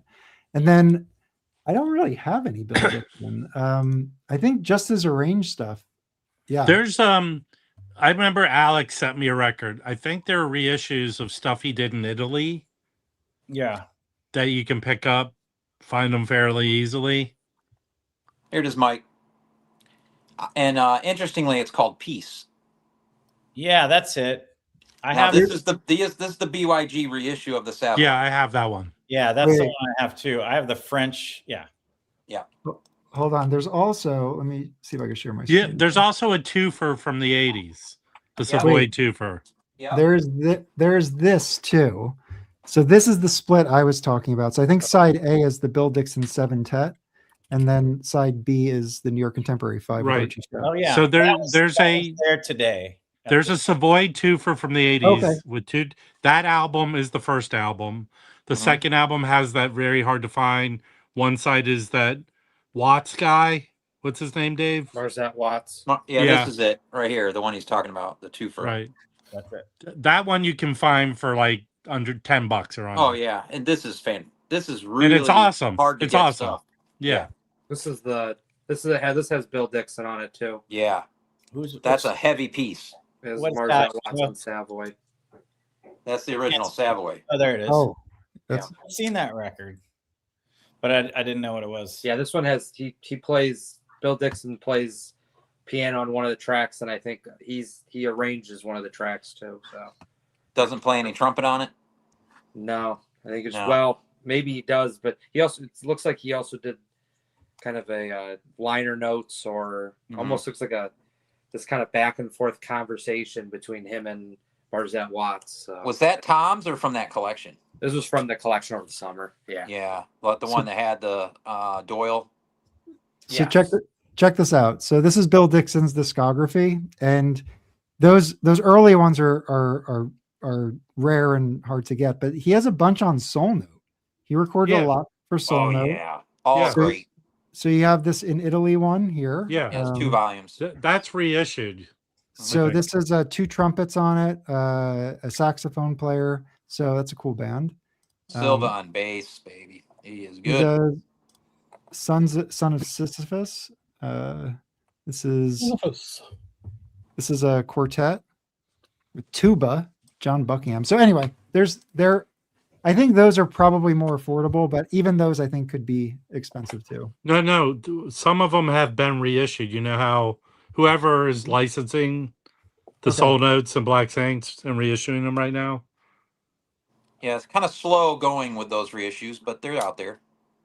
A few of them. So I don't know if I showed this record, but we were talking about 66 monos and blue notes. And this came in. I swear I showed it, but just in case if I didn't, it's Fickle Sonus. That's what I have. Jackie McLean. This is the mono. That's It's good. again, like the packaging looks very similar to an early pressing. Is it an original jacket, Mike? Does it say? I think it's what's- original jacket. Would there be like a particular? It's 43 say- West 61st. Yeah, that's the original. But it's yeah. glossy too, which sometimes the 66 jackets, they're not glossy. Right. I don't know why exactly. So but yeah, this looks like an original jacket. Might have used a different printer at some point. Yeah. And then it's the mono copy with Van Gelder. Nice. And these That's are a fun to great collect. record. If they're the right price, they're Yeah. fun. They're fun to collect. Well, you get basically as good a sound, and depending on there are copies there's records that are 4K, and that goes down to like 400 as Yeah. opposed to Oh yeah. so you can Especially for those, Elder. especially I for have those that rare same- titles. That's your best chance to get. This is a stereo 66, Okay. but it's Don't thin. put your hands on the vinyl, your fingers. Who told me to do that? Oh, someone. But yeah, this one the lineup's pretty No. interesting for a Jackie. It's got Tommy Tarantine, so Stanley's brother on trumpet, Sonny Clark, Butch Warren, Billy Higgins. Yeah. So it's like I don't know. It's got a little soul in it for sure. That group played well together. Yeah, Yeah. it I did. mean, they Tarantine's really like- played well together. Tommy is an underrated dude. But he just gave it up like in the early 70s, right? Yeah, he's on the best Stanley Blue Notes, and he's also on some really good Horace Parlins. Yeah, I have those. Yeah. Okay, I'm going to show 2 things because I'm kind of making dinner at the same time, but it's a soup. So, Okay. this is Soup. a soup. Soup. I want to get that record, man. I've been Soup? trying to get it. Yeah, this is pretty cool. Yeah. This is another lender. It's a Donald record. Yeah, of course. But I might be getting this one. This one's pretty cool. I might try to find a. Yeah, it's a price. It's not cheap. I think that also Get a came out on. CD. I think that also was pressed on Futura or Futura. I think there's. Oh, a in Futura France? pressing. But I it's think really so. cool. And it looks like I don't know these guys. I know the name. I've heard it. Like the bass is Patrice Caratini, and drums are Guy Hyatt. Oh, So, I used to hang out with those guys. yeah, at the Hyatt Regency. Yeah. Yep.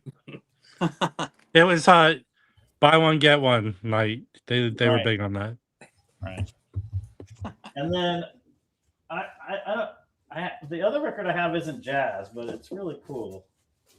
If I can find it, because I just Yeah, so Dom is just reminding us that Bill Dixon plays trumpet on Cecil Taylor Conquistador. Oh yeah. Yeah. I love He does. And That's a he great also one. He plays trumpet on a few really good albums. Yeah. I have a mono and a stereo of that, but I don't know if you could tell the difference. Yeah, it's an OG stereo right here. I believe. That is probably one of 2 Blue Notes that will melt your face. Oh yeah, Cyril on really? drums, baby. Is What? it really that Andrew out? Cyril on Yeah, drums. that record will curl your straight hair. I like it better than the one that everyone raves about, but Oh yeah, unit structures. Yeah. Yeah, I like it better than Oh, unit yeah, structures. I unit like structures. Conquistador way more than unit structures. Yeah. Likewise, I Although think unit structures has a great cover design. I it will does, say. but that record's cover. bonkers. kind of like Warhol-esque. I heard that record cures herpes. Unit structures is bonkers, man. Well, you should buy it then. I have it. I don't have it anymore for that reason. You sold it. Do you guys know this guy? This is country actually, but it's totally No. Mickey Newbury, and I can't really describe it. It's really Well, you said it was country. well, yeah, but it's kind of got. Is it like Newgrass? No, it's Okay. kind of like. What year? I want to say it's probably around 73. Yeah, 73. Oh, okay. So you can hear it's really sad. It's a super sad record, but he's not talking about his truck or his dog, or it's all, relationship stuff. And he does, it's interesting. So there's elements that sound kind of like Townes Van Zandt, but he's not twangy. He actually has a voice sometimes that sounds a little bit like Neil Diamond and Neil Diamond's slow songs. And then there's also like, I don't know, it kind of like Nick Drake a little bit too. It's just a really interesting. There you go. Loner country. Is that what they call it? That's what Dom's calling it, like Lee Hazelwood, he said. Yeah. Maybe even like some, when Glenn Campbell gets by himself, plays guitar by himself, not does anything weird by himself. But it's really cool. And like you listen, so there's like sound effects going on. And he does a lot of humming and whistling and doing. And it's kind of, you're making me want to get a copy of it. Yeah, I can't explain. That makes it sound awful, but it's not. It's stereo, I'm assuming? Yeah, this is stereo. Yeah. And what this is this a real cheap way to get it. So the original record looks like that. Oh, wow, okay. Looks Like Rain is the record. And then this is Does he have mutton chops? Yeah, it looks like it. And then this is live at Montezuma Hall and Looks Like Rain in a twofer. And I got this in really good condition for $10. So I would say if you like there's like a sitar on the back of one of the songs, and there's some kind of crazy vocals in the back. Anyway, I don't have very much country, but when I walked in, I kind of looked at it, and the store owner was like, "Yeah, I love that record." And he's also someone who like has no country at all. Like, cool. So I figured I'd get it since I have such a small collection of country. But it seems like for $10. Yeah, twofer for $10. I think if you listen to this record, one's a live session, the other's a studio. You could see how like the studio session, the Coen brothers could make a movie around this album because it would be so perfect as a soundtrack. It's just kind of got that kind of thing. The sequel to Outside Providence.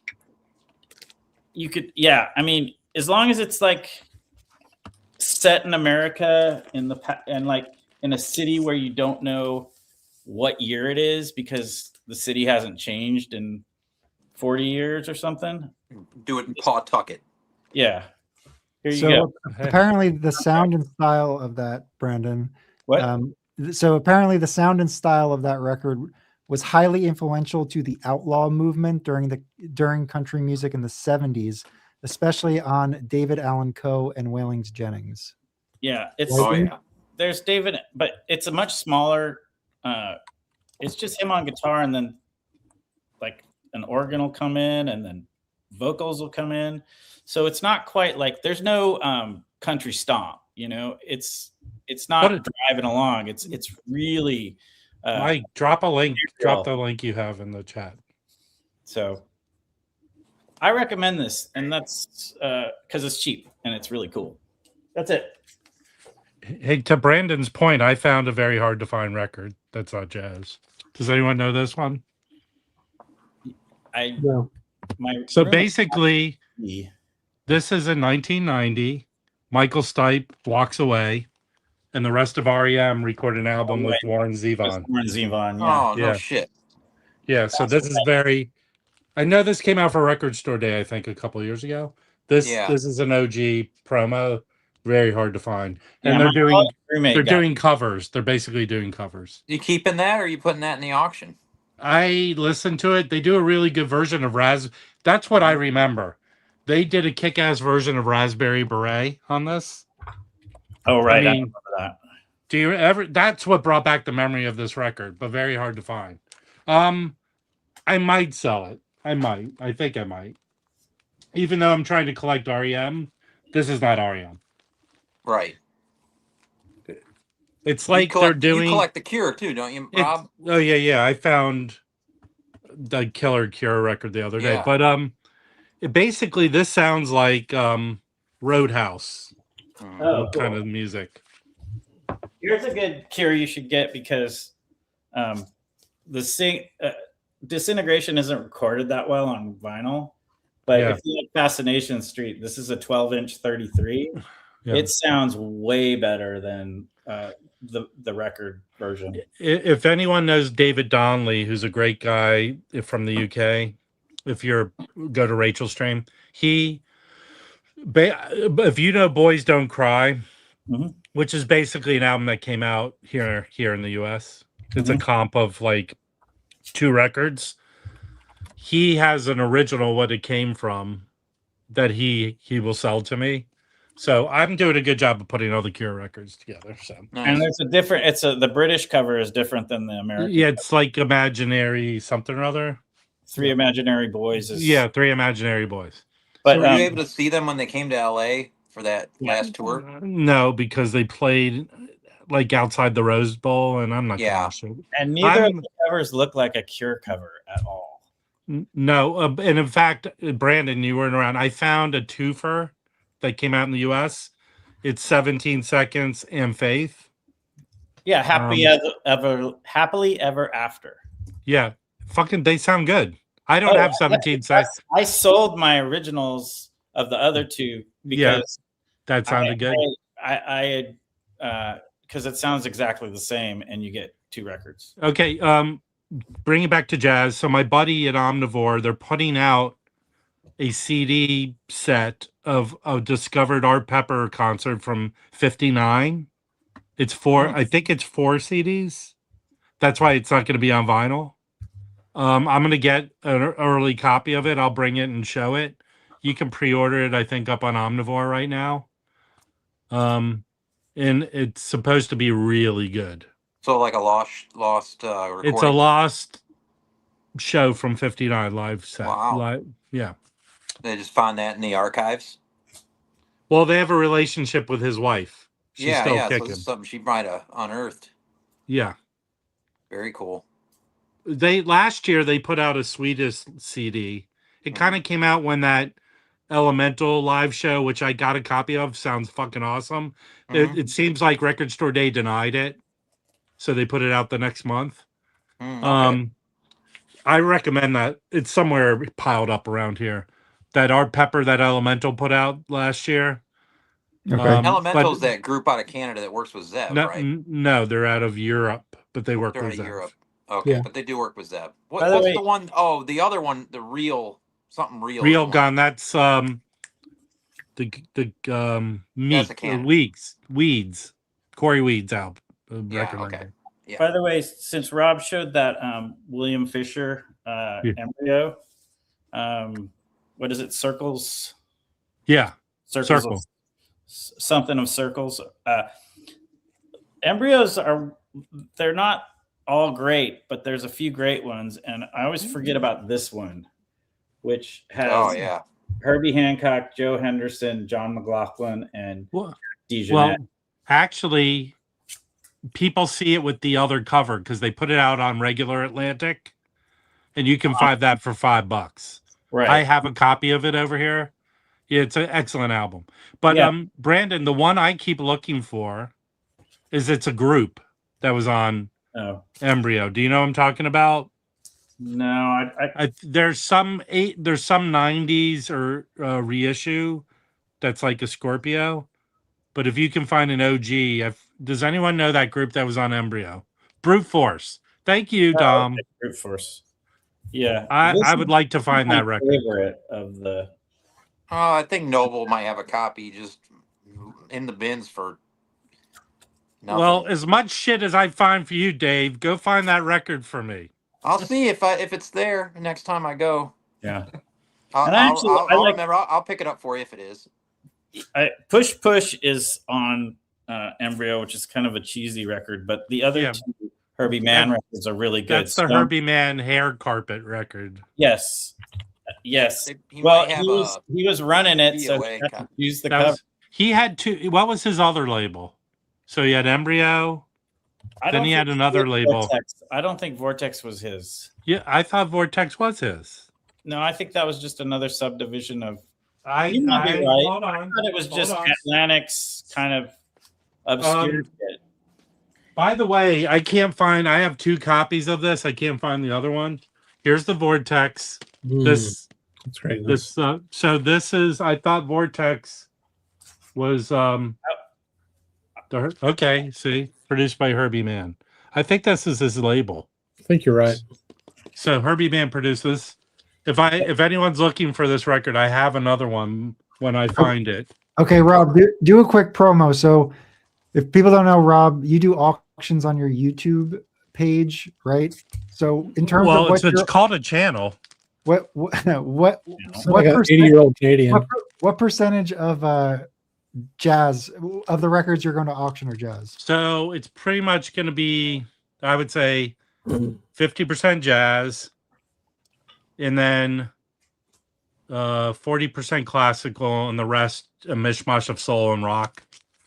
Yeah, I have this record I just cleaned. Oh yeah, I have that one. Have that in there. Here's my Superior Viaduct reissue of this. Yeah. Great Which is really nice. These again, people don't realize these Superior Viaduct.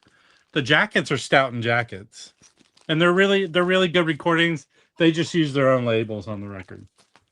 I'm putting this James Newton in there, the solo. This is a sought after record, the Steve Tibbetts. ECM. I found these French comps of Maricone. Okay, cool. On RCA. Those will be in there. And then look, I'm trying to learn with classical, but poetry, everyone's assessed this part of Deutsche Grammophon. Yes. These are outstanding sounding records. Yeah, they're cool. So I have several of these. Yeah. I've got to clean it. I have lots of living stereos. Cool. So come by. So when's your If auction? you don't come to buy, come to watch. What time is it? 3 Pacific. Cool. 6 o'clock Eastern. Cool.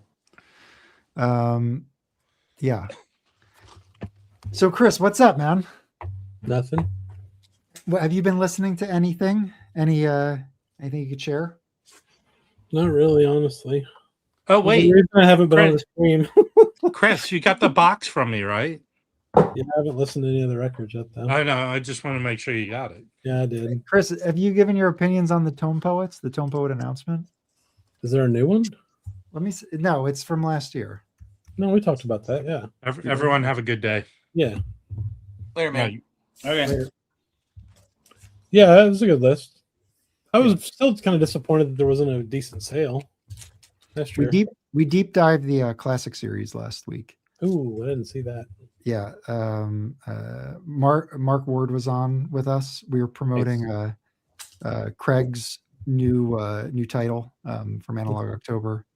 That's great. I did listen to that actually. Yeah. Oh yeah, Shout out that's to- fantastic.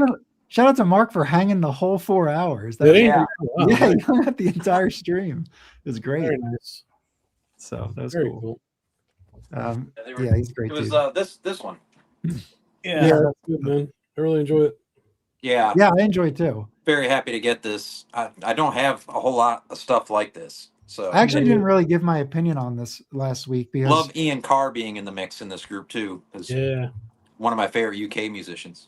but I have, so he sends us promos of Craig sends us promos of his titles, and he did Neil Ardley before this. Mhm. And for me, I mean, it was just not the style that I usually listen to. It kind of reminded me of Pink Floyd a little bit.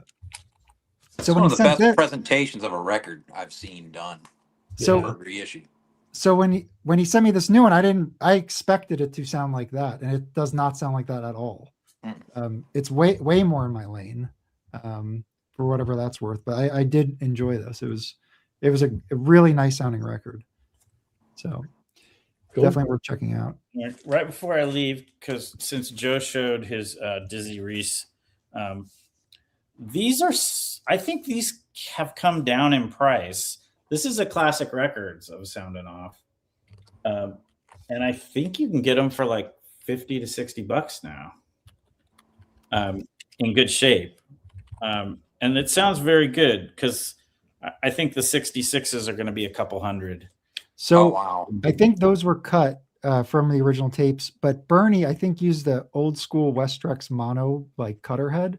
Mhm. So I think in terms of like recreating like I can't really speak to it because I don't have any, but I've heard they sound really great. People They sound love very it. similar to the original pressings. And, Yeah. I have a few. I have Sonny's Crib. My mono copy of Sonny's Crib is a Classic Records, and then I have a 1970 stereo, because I'm a huge fan of the black and light blue labels. I think those are some of the best pressed.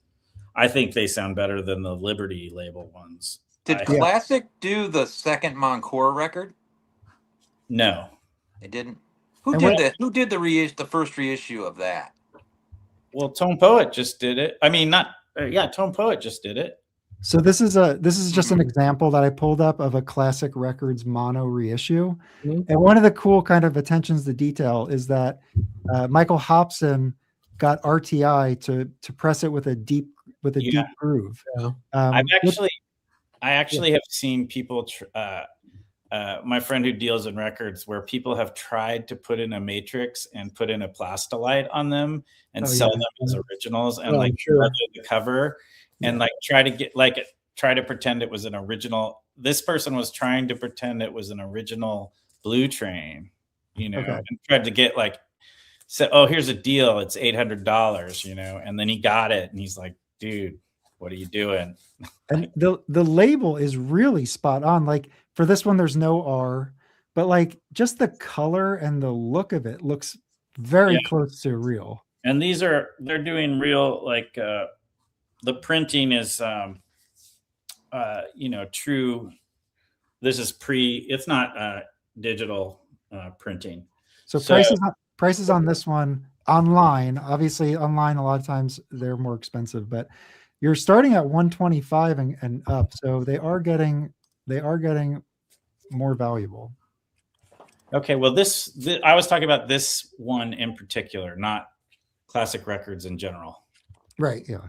This title I know has because for a while I think it was like $100, and I think you can get it now for like $60, $70. Cool. So I've heard. Cool. I mean, I got this a while ago. Anyway, I gotta get back to dinner, but it was nice. All right, seeing Brandon. Yeah. Thanks for joining. Talk to you later. So, all right, Chris, let's get into it. Yeah. Yeah. What do you want to do? I feel like crap. I don't know. Been fighting this goddamn bot for like 24 hours, I swear. Take a break from it. Is there any? Oh, it's fun. You want to quickly look at the Classic Records titles and give your opinion? All right. Just give me a second, everybody.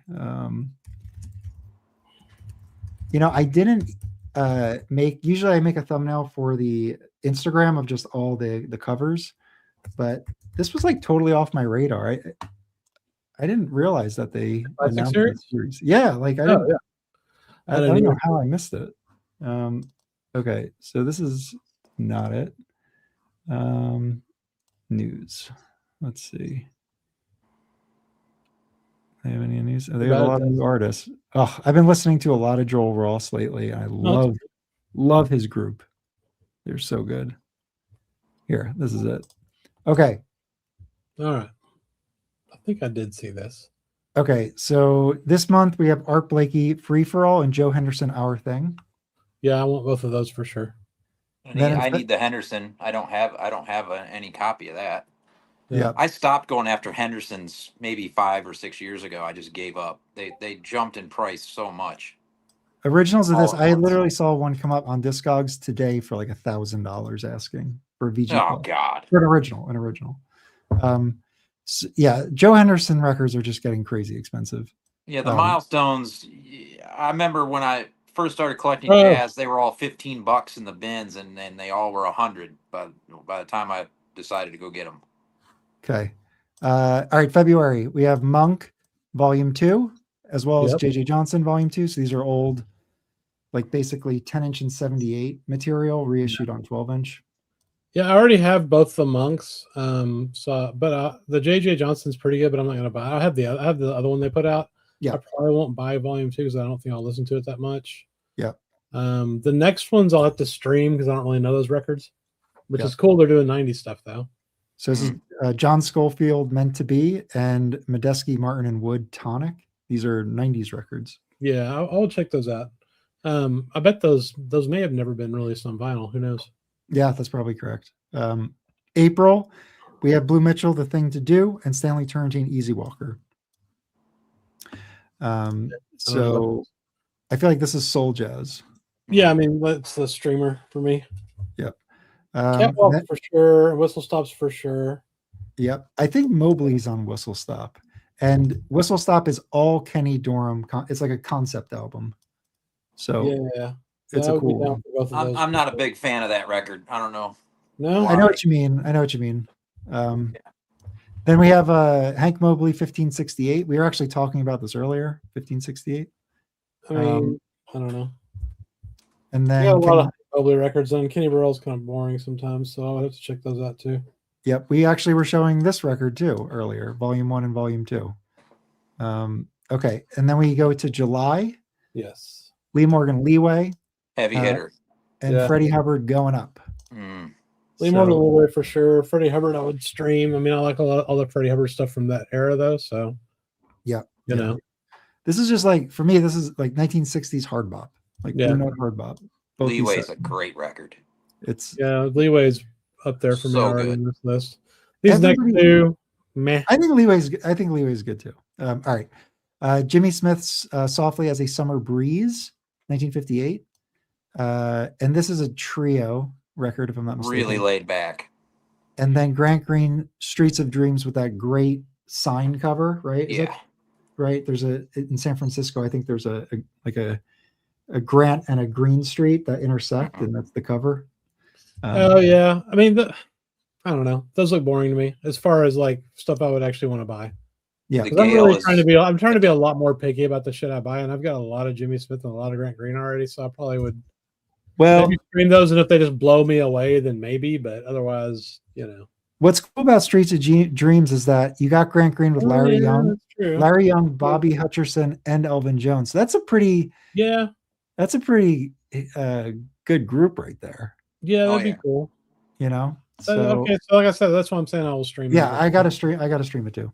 I think Eddie Gale is for sure. Yes. I mean, Three Sounds, not so much. So you know who's on this one with them is Buddy Collette. Okay. So you got, and he plays reeds. So I think flute and clarinet probably. Is it would it be clarinet? Yeah, I think so. I don't think real quick. Hang on. I don't think that the classic series puts as much. Aaron, go to bed. They don't put as much thought into the pairings as Tone Poet. I don't think. That is a weird pairing though. And a long trip. Yeah. But I don't know. Honestly, I never heard Soul Symphony, so I don't know. Maybe it makes sense. They're both from 1969. Yeah. Okay. Maybe they are thinking about them together then. Huh. I don't know. There you go. All right. Next one, you got Jackie McLean, Swing, Swang, Swingin', 1959. And then Lou Donaldson, Sunny Side Up. So, yeah, you know. Jackie, for sure. This is just more Blue Note hard bop. Yeah. These next two, man, I don't know. I'll have to stream these, but every time I get a Big John Patton record, I end up loving it. So yeah, all the ones they've done, like the Tone Poet's done several of them, I think. Let's take a look. He's in your wheelhouse, man. Yeah. Let's take a look at this. That's a great cover too. So it's part of that era of Blue Note where they basically put models on the cover. So Junior Cook, Jimmy Ponder, Clifford Jarvis. Cook is so great. So Yeah, Inglewood that Cliffs. I might even get that one. Then Reuben Wilson on Broadway for November. Let's look at that one real quick. Sure. Okay, give me a second. It's on Broadway. So Pretty cool cover. yeah, it's got Trevor Lawrence on tenor, and then Malcolm Riddick and Tommy Derrick. But who is Trevor Lawrence? Saxophone, session musician. He played horns for Rolling Stones. Worked with Etta James Porter and the Pointer Sisters. Etta James. So Very Reuben cool. Wilson grabbed them, brought them to Blue Note. Cool. Good, Chris? Yeah, I love Reuben Wilson, but again, I'm probably gonna stream damn near all of these before I buy any of them, honestly, because I'm really trying to buy less shit and have less stuff. So yeah. Now these last two are a little different. I think Lupin and Lopin I would just auto buy, and then I think I already have the Stylings of Silver. Can you pull that one up? I don't remember what that cover looks like. So this one is Pretty cool cover. yeah, it's pretty cool. So I think he's in New York. I guess maybe this is front of the UN, the United It Nations. is. Yeah. So that's Horace This Silver is there. before or after Greenland became part of America.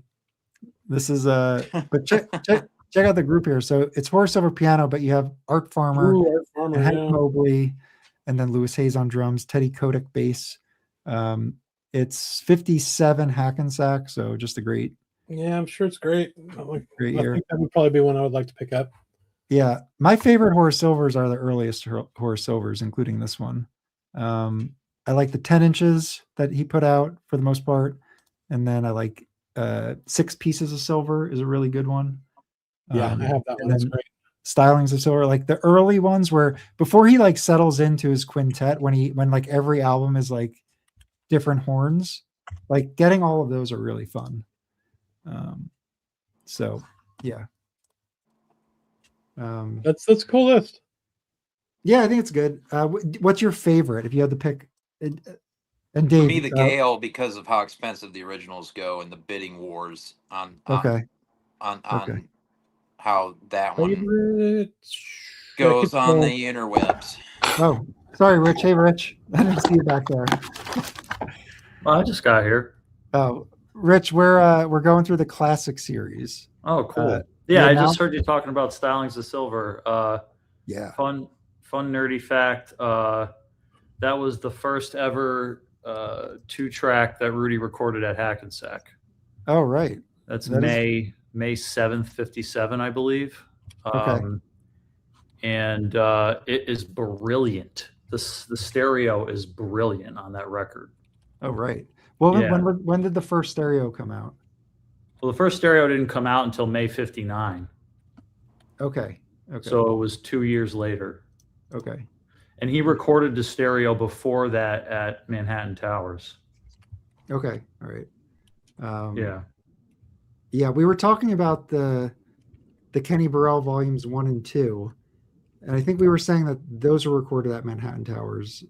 Yeah, that sounds right. Maybe all Or some- in their entirety. I think maybe in their entirety. Yeah. Because of the size of the group. Well, the Maybe, group yeah. changes. Isn't there there's a couple trio songs on there too, I think, or at least one on volume 2. I could be mistaken, but I'm pretty sure. But yeah. So, Chris, what was your top pick for the classic series? Probably Joe Henderson. Oh, Yeah, that's Let me that's look at it. up Joe there for me too. Henderson. I mean, the Blakey too, because I really like that record. I don't have a copy. Those first two are actually pretty much up there, and then maybe the Eddie Gale after that. Yeah.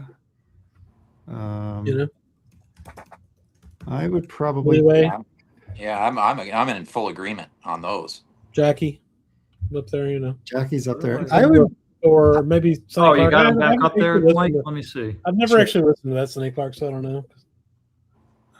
okay, here. All right, free for all, our thing. gonna keep Okay. scrolling. Did they already do the volume 1 of those? The Monk and the Yes. Johnson? Yeah. Yes. That's cool. Yeah, a couple years ago, I think. Okay. Whistle stop. Actually, I might already have. 1568. So cool. Yeah, that'll be I fun. I actually love that album. I didn't always love it, and I love it now. So 57 is What this? does that cover look like, Mike? Can you bring that one up? I'm not familiar. I don't know which one that is. Yeah, sure. Was yeah, this recorded in stereo? yeah, that would have No, been both Okay. mono and 2-track. So they'll probably release the stereo, is my Yeah, guess. they will. Oh yeah, I mean, yeah, That one will sell Kevin well. and Joe are stereo, all full steam ahead. I mean, well, how about this? What did the Music Matters come out as though? I have it. I have it actually. I think it's That I one thought it was mono. Yeah, that might be mono, man. That maybe there's a problem with the stereo tape. Could be. Well, they did a lot of mono records. Yeah, I Yeah. have a test press. At Music Matters, they did quite a few monos, even if there was stereo. I have a Music Matters test pressing of Lou Donaldson Blues Walk, but the one that they actually went to production with was the stereo one. So Yeah, They the Music Matters of 1568 is mono. Yeah. Maybe it'll be mono. yeah, It is. It was issued in Japan in stereo. I'm pretty sure. so I think Okay, so wait. Let me keep looking there. All Go right, back keep up. going. So- 68, Blue Lights, Leeway. I'm sorry, I'm making you do this again. that's all right. There's actually, I think I have a bad tendency to be a pessimist, but there's many titles in here that I would consider mediocre in terms of like my taste. But I think probably my favorite one out of all that whole list is The Thing to Do. And 1568 is my favorite, and then I would say The Thing to Do. Those are going to sell really well. Swing, swing, swinging. How expensive earlier pressings are. I do like Swing, Swing, Swinging. I don't have a copy of it. I haven't heard that one that much. So they do a Benny Golson. They do Stablemates on it, which is a classic, and then they do. It looks like mostly standards. Who's on it? So it's Walter Bishop Jr., Jimmy Garrison, Art Taylor, Yeah, Quartet, and Inglewood Cliffs. that's probably my number one, actually, just because Jackie. This could be my number one. Yeah, Joe Henderson. Those are my two favorites. My top ones that I think are most exciting is the Sonny Clark. I do need to check this out. I'm not too familiar with it. The Jackie McLean Swing Swinging, and then probably I don't know. I guess the Hank Mobley. To be fair, some of the titles that I might in my brain just instantly think mediocre, I'm not super familiar with. I've heard them at least once or twice, and they just didn't grab me. But there's a couple others that I've tried to revisit many times, and they haven't really done it for me. So check out. So Leapin' and Lopin' is Tommy Tarantine. Mobley's on that, right? No, Charlie Rouse. Oh, Hell it's not yeah. Mobley. Oh, it's Rouse. And then I love Rouse. also second tenor, Ike Quebec. On all, Okay. and I'm going to have to get that one then. Yeah, I don't So- have that record. Yeah, That's a so hell of a anyway. lineup. that one looks cool. And I this like was that a lot. Sonny's last record before he died. Hey, I got the bot to work better. You want to see? It's a good way Okay. to finish the series with that record. I That's, gotta remove that's my- quality. Is it ending? Did they say it's ending? What? No, for the year. Yeah. Just for the last one okay. for the year. And I it's see. never gonna end. No, they got plenty of titles to always keep chugging along. All right, let me see if I can show my screen. There we go. Okay, check it out. So so this, if you just post an image and tag it, it'll just give you like these details, like who's on it, and I can't make it bigger. And then like the release deals, but if you tell it to do full, it'll give you all the session shit too. Oh, All right, cool. All right. Let's get a live demo. Oh no. Let's see how this works. Let me see if I have another image here. So if I just took a picture like I do when I'm listening to the record, Yeah. There's Dexter Gordon. okay. Yeah. And I drop it into Now Spinning. You can do it in Now Spinning or in Bum GPT. Or anywhere really. No, just those two are the only places it works. Just those two? Okay. So now spinning, you put FU?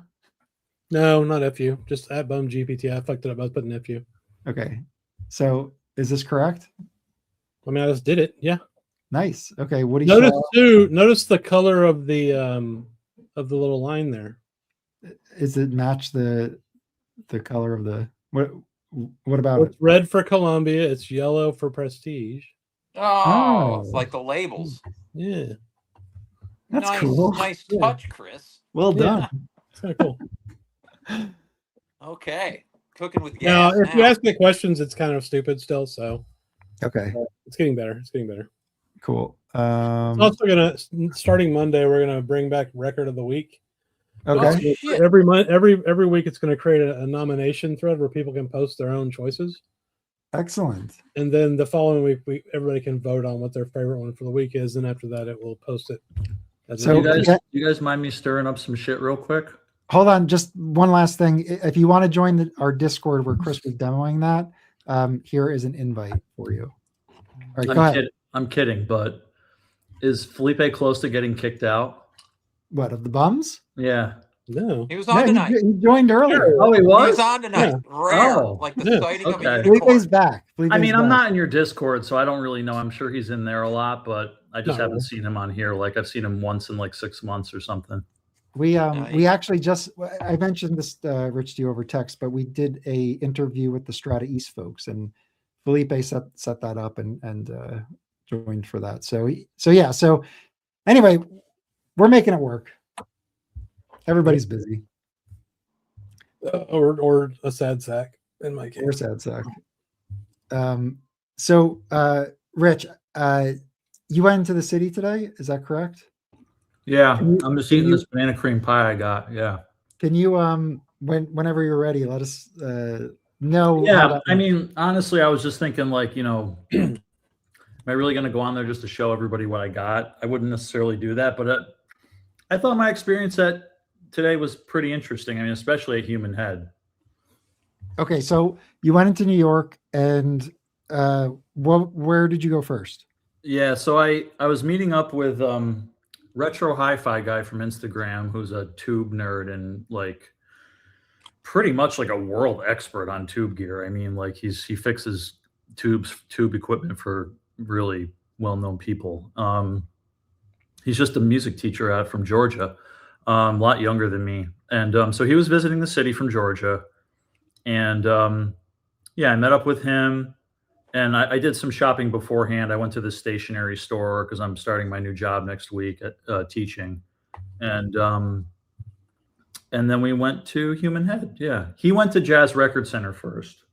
Nice. Did you find anything? And he was happy with it. I mean, he's on good terms with Fred, unlike Nice. me.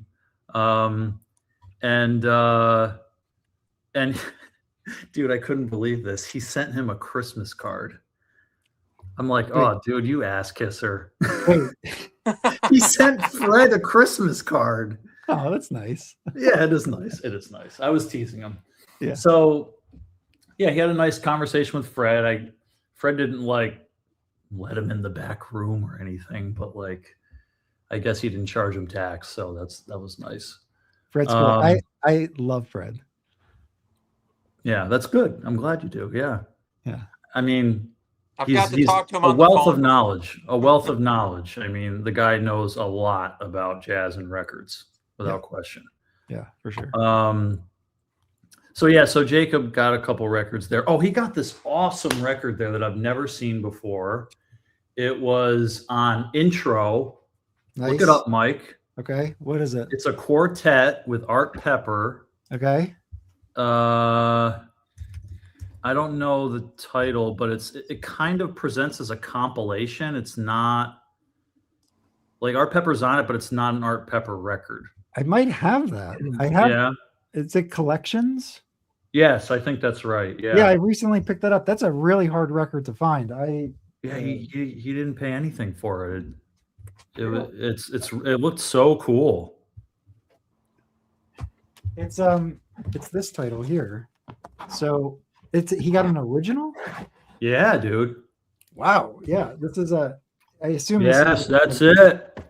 intro. Yeah, this is like an old 57. I want to say 57. You can see like the framed cover. Joe Morello, yeah. And intro was, I'm pretty sure intro is a West Coast label. Yeah, well, that big one, Modern Art, is on intro. So that's the Grail. So it's Western Recorders in Hollywood, 1957. Don Blake was the engineer, and Okay. technical producer was Bunny Robin at Master Records. They do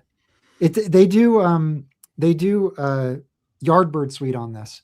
And it's funny because there's a Jazz West Art Pepper from around the same time where they do Yardbird Suite, and I absolutely adore Art Pepper's alto on it. It's just great recording. So I've been after a copy of that, and Yeah. you know, it's a crazy expensive record.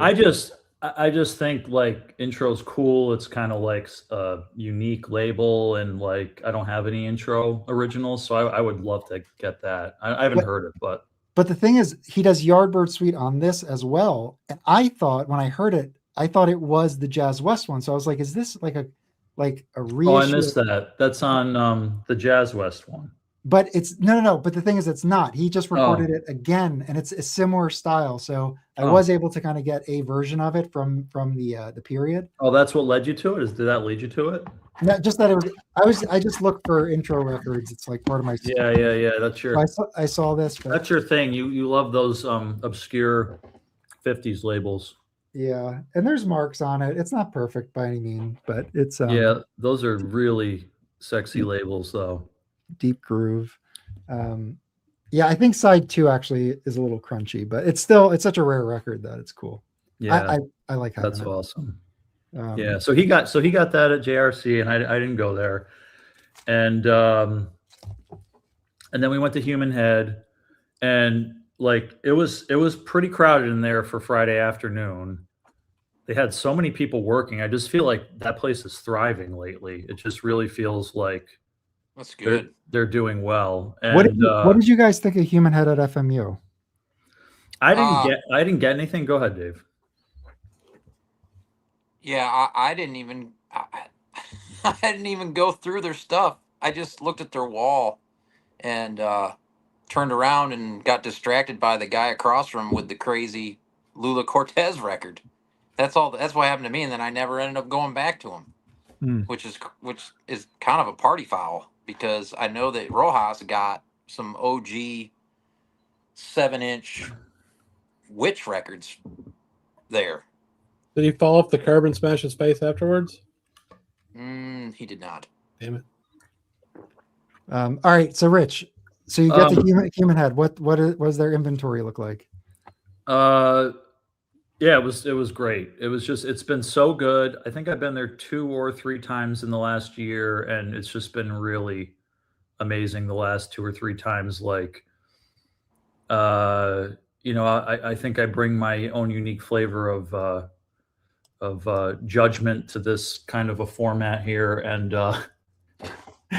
I have been very critical of New York City stores for a very long time, and like Human Head for the last year is like head over heels, like the best shopping experience in New York for jazz for me. I think people are really into ergot lately that are more into like what Dave's into. Yeah. But yeah, Human Head. I don't know what's going on. I don't know if they've been just slowly putting out some gigantic jazz collection they got a year ago, because I guess they did get one. Some of the stuff had been there since September when I was there last, but there was a lot of new stuff. And yeah, my buddy coming from Georgia was just really just overwhelmed. Yeah, I pulled out a bunch of stuff. Maybe I could think of a couple of things I didn't get before I show you what I did get. They had Soul Station in the bin, like an OG for $800. That's such a flex. That is a ridiculous flex. Yeah. Just in the bin, not even on the wall. It was in the bin. Yeah. And there was room on the wall. I was like, dude, that should be on the wall. But yeah, I don't know. They just had a ton of stuff. I don't know. They had Nuke's Time original for $500 in the bin. They had Benny Green back on the scene for 600, but the cover wasn't really that good. That was on the wall. They had the Sax Colossus Esquire for 420 on the wall. Okay. They had 4 altos on Prestige for 400 on the wall. Yeah, anyways, I picked out a bunch of stuff and I didn't keep everything. I bought, how many things I bought? 1, 2, 3, 4, 5 records. But me and my friend Jay, we were looking together, kind of like we were just kind of, one of us was flipping and then we were looking together. We weren't really being competitive about it. And so this came up and I was like, whoa. And so he really didn't hesitate. He didn't like pursue it. He just kind of passed it off to me. So I took it. This is my second copy in the last year. I got this in Japan, and it was a little disappointing, the one I got in Japan. It was VG. I thought maybe it was closer to VG Plus before I played it. And this one is looks to be in better condition. And I ended up paying less than half what I paid in Japan. Nice.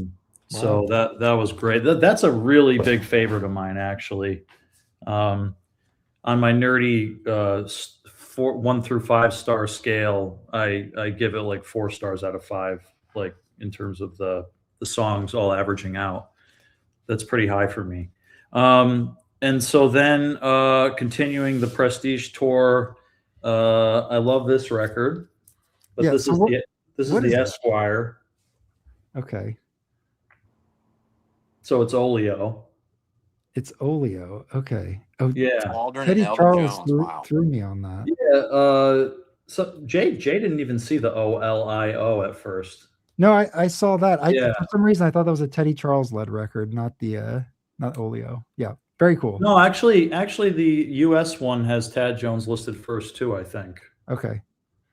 I might be wrong, but That's anyways, it's prominently Teddy Charles. I think at least a couple of the compositions are Teddy Charles compositions. Oh, that's cool. Got the flip back cover. Yeah. I mean, OGs of this that are clean are getting up near 400 now, I think. Wax Paper Records had an OG for 400 at FMU that I was considering, and I got this for less than half of that. That's the great thing about Esquires. The Earthy price was kind of wild. I was thinking like whoever priced this, maybe because it didn't have Jackie McLean or Hank Mobley on it or something, just kind of maybe sloughed it off a little bit. But this one, I mean, I think this one I paid a fair price for, but I mean, these are almost always half price compared to US pressings. So request from Roberto. That was nice. Yeah. Talk to us about that album. I mean, I guess like the style of it. Oleo? Yeah. Oleo, Roberto Carlos. This is 1957 Hackensack, nice dry recording. Early Elvin Jones, 1957. And playing a little more straight ahead than he did later on with Coltrane, but still like splashy on the cymbal. And just like the track on here that I think just slays is Blues Without Woe. And it's got one of the earlier solos I ever heard by Tad Jones where I was just like locked in. Like I might have been doing something else. And I was just like, after I heard it a couple of times, I was just like, damn. And I would follow him through the whole thing, man. Yeah. And that made me that sold me on Tad Jones. He's the best. Yeah. Blues Without Woe. And then so Mal Waldron's on. I mean, yeah, you saw the lineup, but yeah, I got to think of who composed what. Definitely Waldron and Charles. Yep, Waldron and Charles. There's a very Monkeyan tune on here called, I believe it's Dakar, the first song on side 2. It's kind of out there for 57. That's written by Teddy Charles. Blues Without Woe is written by Teddy Charles. Touche is a lovely song written by Mal Waldron, and that also shows up on Ritual by Art Blakey and the Jazz Messengers on Pacific Jazz that I got at FMU. So that's a great tune. Rich, do they use the original metalwork, or did they get tape copies? Jay was asking me about that today, and I think what must have happened was because the etching is, I mean, I'm assuming the etching is the same as an original. I don't actually know that for a fact. I've always assumed that they sent a mother to the UK. Okay. Yeah, that they would have plated the lacquer to a metal master in the States. They would have made a few mothers, and then they would have sent a mother to the UK. I'm not an expert on that, but that would be my guess is what they did. My guess is Rudy did not cut it twice. Okay. And it's got RVG etched, which is kind of cool. It must have been one of the later RVG etching ones, early 57. Nice. So I hope I said enough about that. So yeah, man, that's good. So then I got two Riversides, and this one, Jay said it was vouched for it, and I put it on, and it was just cooking. So really happy about it. Nice. Yeah, and I'm not even familiar with it enough now. And the Jazz Lab Quintet, and I'm kind of a sucker for white label Riverside. Oh, nice. So that's cool. Yeah, that's very nice. Yeah, and I mean, I love Art Taylor. Yep. So that's a winning combination for me. I'm gonna have fun checking that out. And then so I was picking stuff up, and then long story short, I forgot it, and then Travis agreed to ship it to me for free, which was very nice. But a couple things I picked up on Discogs. I went to pick up there today, but then this one was on Discogs. So then the other thing that's worth saying about Human Head is that, like, it's such a big operation now. Like, I think they have a guy just dedicated to Discogs in one of the corners in the back, and so I went over to him at one point and just said, "Oh yeah, can I take a look at some stuff on Discogs?" And he was just like, "No." and I was just like, I mean, he wasn't rude about it, but he was just like very matter of factly like, "No, if I let people look at records on Discogs, I'd be busy all day running back and forth." Yeah. So I was like, "Oh, okay," and just kind of walked away. And then, well, he said if you want something on Discogs, you have to buy it through the app, and then if you do that a day or two ahead of time, it'll be ready when you get here. So then I went back later and I was like, "Okay, so I want this. So you're saying I should buy it through the app right now?"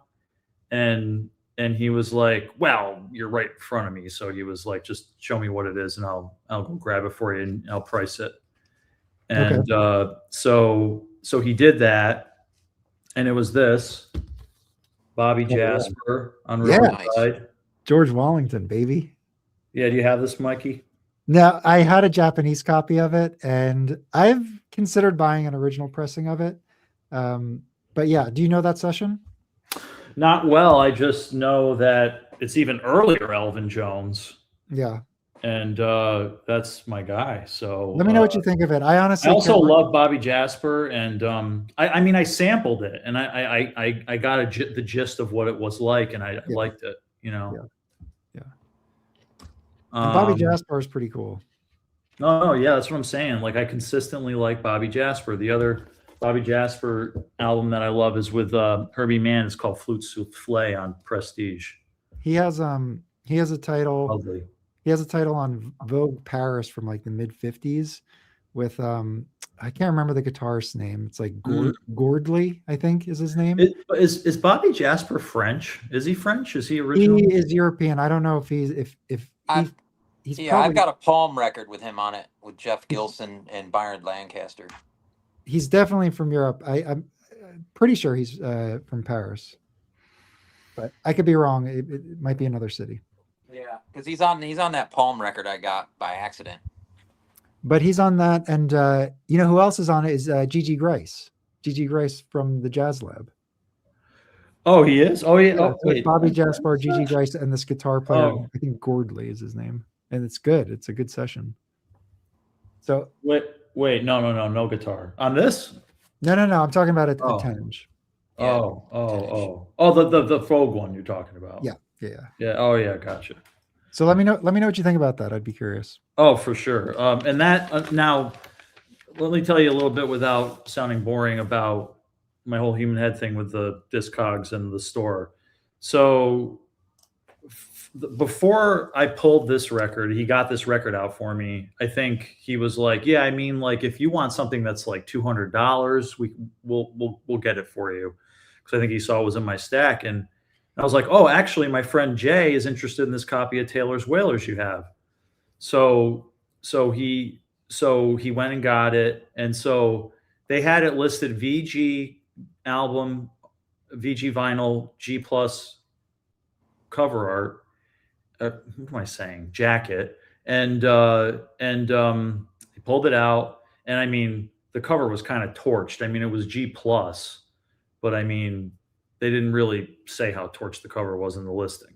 So, anyways, we're looking at it and we're like, oh man, it's looking like borderline VG minus, and it's $250, and I'm just like, I mean, I would have never bought it, but Jay put it on and it skipped twice on the beginning of the second side.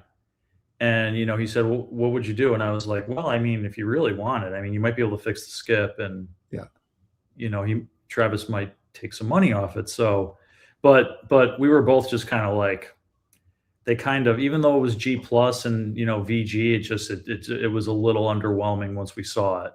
If one of us bought that without looking at it, we would have been disappointed. But it is very cool that it's an Art Taylor led record for sure. Oh yeah, no, and it's a great record, and yeah, I would love to have that. Hard to find. I guess so. Yeah, I was telling him I've seen it on a handful of occasions, but yeah. There's also Taylor's Tenors. That's another kind of right. Like that has Frank Foster on it. Yeah, I think it's a smaller group on that one. No, it's a bigger group. Actually. Is it bigger? Maybe as big. Maybe as big. Okay. Yeah. It sounds bigger.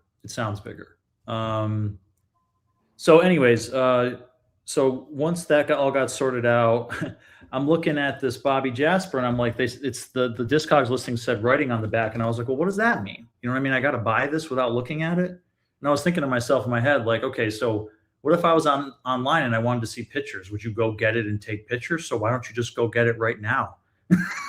You know what I mean? I was thinking that, but I mean, maybe they won't take pictures. That happened too. Mike knows. I texted Mike about a store that I sent my pictures, and the guy comes back. The guy comes back to me. Yeah, get back with me on another day. Like, how about no? Wow. Yeah. Yeah. So I wanted to see what the writing was. I was so fixated on the cover. Okay. I bought it, and then I'm like, what? This is Blue Label? What? And I'm like, wait a second. I thought that was listed as White Label. And then when I got back to the train and I looked at my computer, it was, man, they had it listed as White Label. So yeah. You know, so I think the rule of thumb here is that the store rules, but Discogs buyers beware. Fair enough. So, but anyways, yeah. And then we just got talking with Travis. He was so nice to us today, and you know, he wasn't super busy at the moment we went up there, and he gave me a good discount for paying cash. He's cool like that, and then right before I left, I said, "Oh yeah, what were you playing in the store? It sounded so good." And actually, I'm very proud to say, I recognized Joe Chambers. I correctly identified Joe Chambers. So, but he said, yeah. Well, we knew it was Chick Corea. We Shazammed it, and then he showed me it was his first album on Vortex, right? Travis did. Travis showed me. Okay. And I'm looking at it, I'm like, oh wow, cool. Yeah. I'd seen that cover before because Evan from Instagram, Some Jazz, the other Some Jazz, he uses that album cover as his profile photo. Okay. So I'm like, oh yeah. And I'm looking at the price tag and I'm like, oh, $80. Okay, cool. Like just thinking, okay, cool. And then Travis is like, you want it? He was like, how about 35? Oh, nice. Did you buy it? I would have. Yeah. 35. Yeah, I bought it. Yeah. Yes. Rob just showed that earlier today. Yeah. You're kidding. No. Awesome. Yeah, Small World. That looks clean, man. Oh, dude, it's amazing. It's cover. beautiful. It's beautiful. I mean, it's very psychedelic cover. That's not really my thing, but Yeah. this is a cool label. Oh Yeah, I yeah. agree. And I mean, me and Jay were just shopping in the store and we were like, man, these guys are cooking. Yeah. Like I was like, who is this? And so yeah, it was Chick Corea and Woody Shaw and is it It's I got it here. Lozano? I got it Who's here. Mr. So you got Steve Swallow on bass, Joe Chambers drums, Chick Corea piano, Herbie Mann produced it, Joe Farrell on tenor. Oh, Farrell. I get Lozano's way later after Farrell. Joe Farrell They're tenor, both Joes, but tenor sax and flute, and then Woody Shaw trumpet. yeah, And- Woody Shaw and Joe Chambers, man. Yeah, so that was fun. Cool. I'll check Heck of that a out. day. Yeah. Yeah, that was a ton of fun, man. And then Jay got the Taylor's Whalers. Jay got Herbie Nichols Volume 1, the 10-inch. It was just the vinyl only. Okay. And I had listened to it in September, and it was like VG minus, Yeah. pushing G plus. But Jay's really not picky about that stuff. Dave, will you purchase a record besides Sun Ra without a jacket? That's probably a no. Okay. But let me see. I might have something here that disputes my own claim. I think for many years I would have said no, and lately it's just been definitely yes. If depending on how I do rare it now is. with test pressings because they don't really usually have a cover. So I did get this from your shop, Mike, from Jerosa. Oh, what is that? The Brotsman test press. Okay. There were only 4 test pressings. It says here it's a low life with Laswell. Yeah. So yeah, it doesn't. That's pretty plain, but this is incredible stuff. I kind of regret not buying that Brotsman that came up on eBay that I shared with you guys. What one was that one? It was like for $35. It was a FMP. It was with the white and black cover. You were saying, Oh, I might need that one actually. yeah, I should have just bought that, but There's so many. There's just so many. I have a lot of the FMPs. Joe, I think, has them all now, but I still need 3 or 4. yeah. So yeah, I've considered it, strongly considered it. There was like a John Erdley with Phil Woods, VG plus no jacket, 10-inch on New Jazz. I think it's Prestige or New Jazz. And it was a good price. It was like $40. Mm-hmm. And like to hear like the original 10-inch clean, it was kind of like 90% of the experience. So, Right. but for some reason, not having the jacket really does bother me, I guess. Yeah, I know. I mean, I just put I don't- hands on the first, that Sun Ra transition title, right? Yeah. At Bop Shop. And I want to say, maybe I asked Tom what he wanted for it, and it was 800. But it's missing what, those transitions, the labels are well known to have fallen off because they were what? I forget. They weren't about that. stamped on, they were I heard glued. about that. So as I understand it, very cursory knowledge, polystyrene, they would glue the labels on, I guess, Correct. after they were manufactured. So over the decades, the glue dries up and the labels are Yeah, so those transition labels, some of them are just missing. So on this Sun Ra piece, one of the labels is perfect. The A side, the B side's completely missing, and there's no cover. Oh, right. There's a Now, but that transition. record goes for thousands and Yeah. thousands if you Now- have the full package. But part of collecting Sun Ra is that there are no jackets on a lot of the copies, right? Like Right, because he would draw up have 50 copies made to take on of each title to take on a tour. So like this one, my best record in my collection, really, God Is More Than Love Can Ever Be, is really just it's the trio records, just plain Jane, plain. It's an L Saturn, but it's just plain labels. He made 50 copies of that to take to a Can you Pacific show Northwest tour. can you show the labels on the record? Yeah, it's just handwritten. So Now, the band why hand do you wrote say this is the top album in your collection? the most beautiful music that he ever did, other than Languidity. Okay. So yeah, it's just handwritten labels. You know, this is do it yourself. Got to have something to sell at the gigs. You know, and gorgeous music. Best, one of my favorites. Yeah. But yeah, you know, it's still not cheap for that. You know, it's still $250 to $300 for something like this. You know, you get if you get one with the cover with the Egyptian characters, you know, you go over 4 figures quick. Yeah. So the jacket Just because of the cover art, you know, and and it'll have the Al Saturn labels. There's I don't know Sun Ra very well, but there's kind of a more familiar one. It's like Discipline 2 or something. It's like I have that. and I feel like that's actually really, it's really good. That's a record.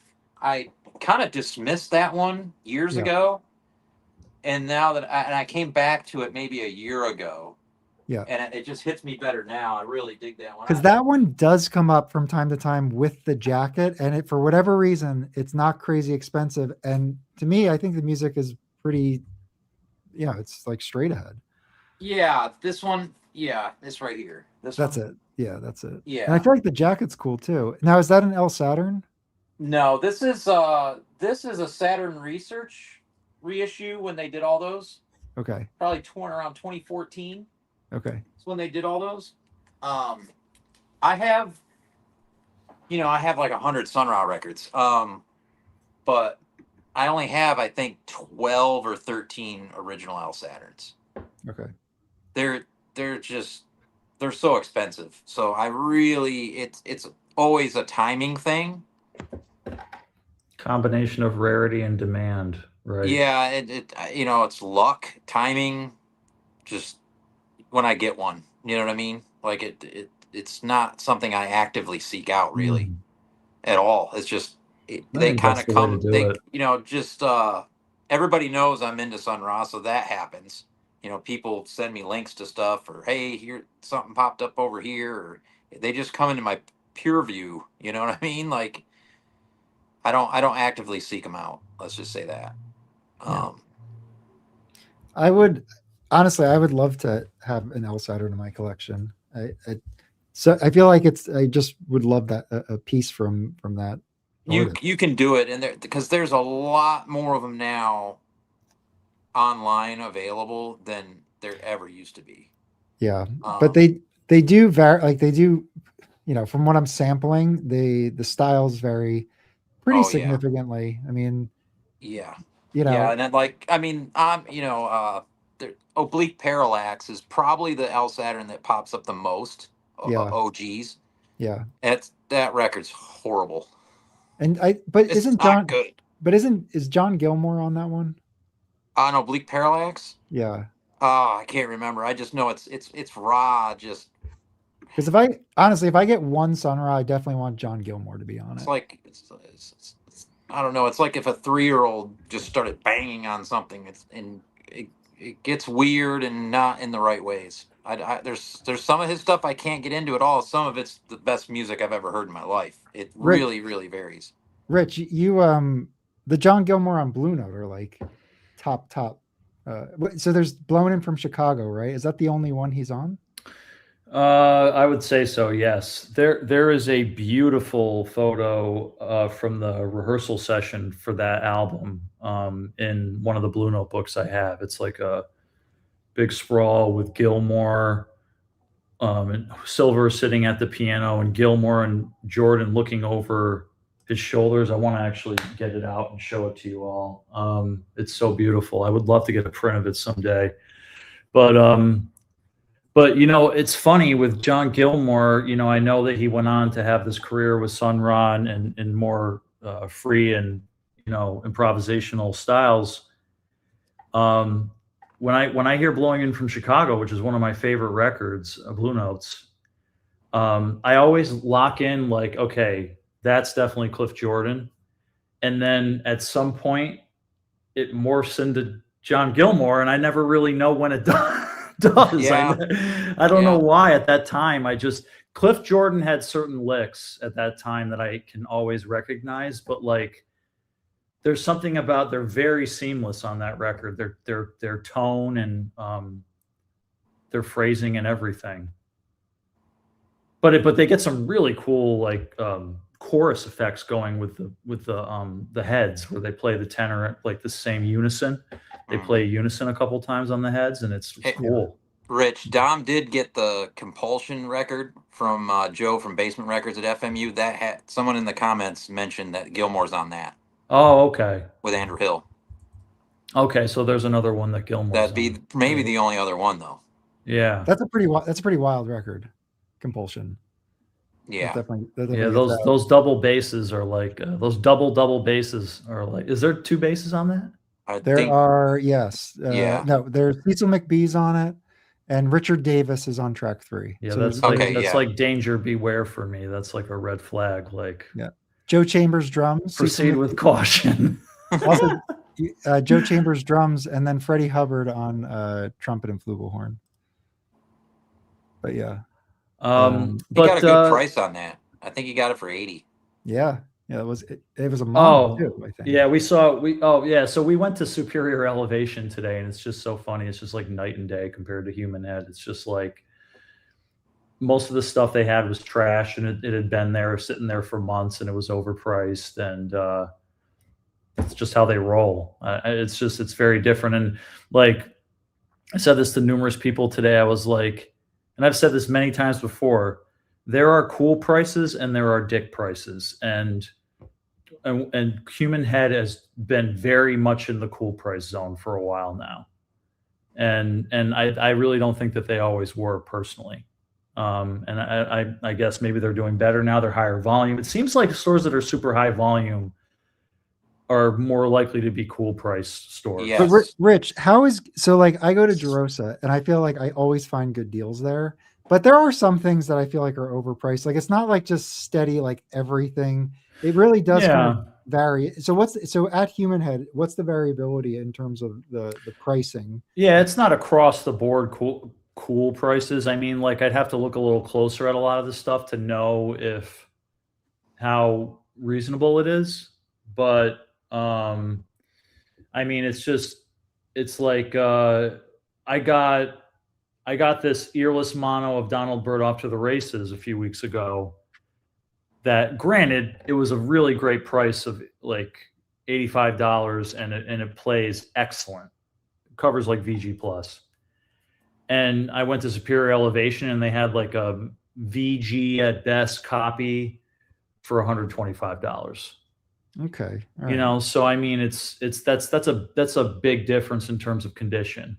You know, so that's an example like what Superior Elevation is doing. You know, I will give them credit though. When they sold me that Sonny Rollins Volume 1 that skipped, when they took it back, I saw it on the wall, and they marked it $100 off. It was only $75, and they wrote that it skips on it. So What happened? So you returned that one? yeah, they took it back. Yeah, they were really cool about it.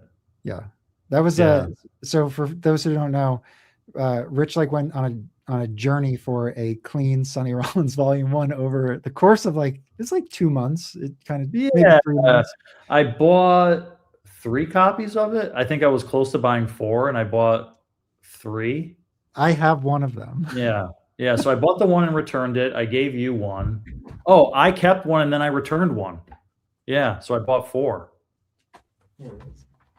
Yeah, and it's like a VG copy, but it's like a 62. Is that right? I'll tell you, your copy is West 63rd. That's like 59, man. 59, and it's heavy boy. Actually, and, is it ink? Is it ink?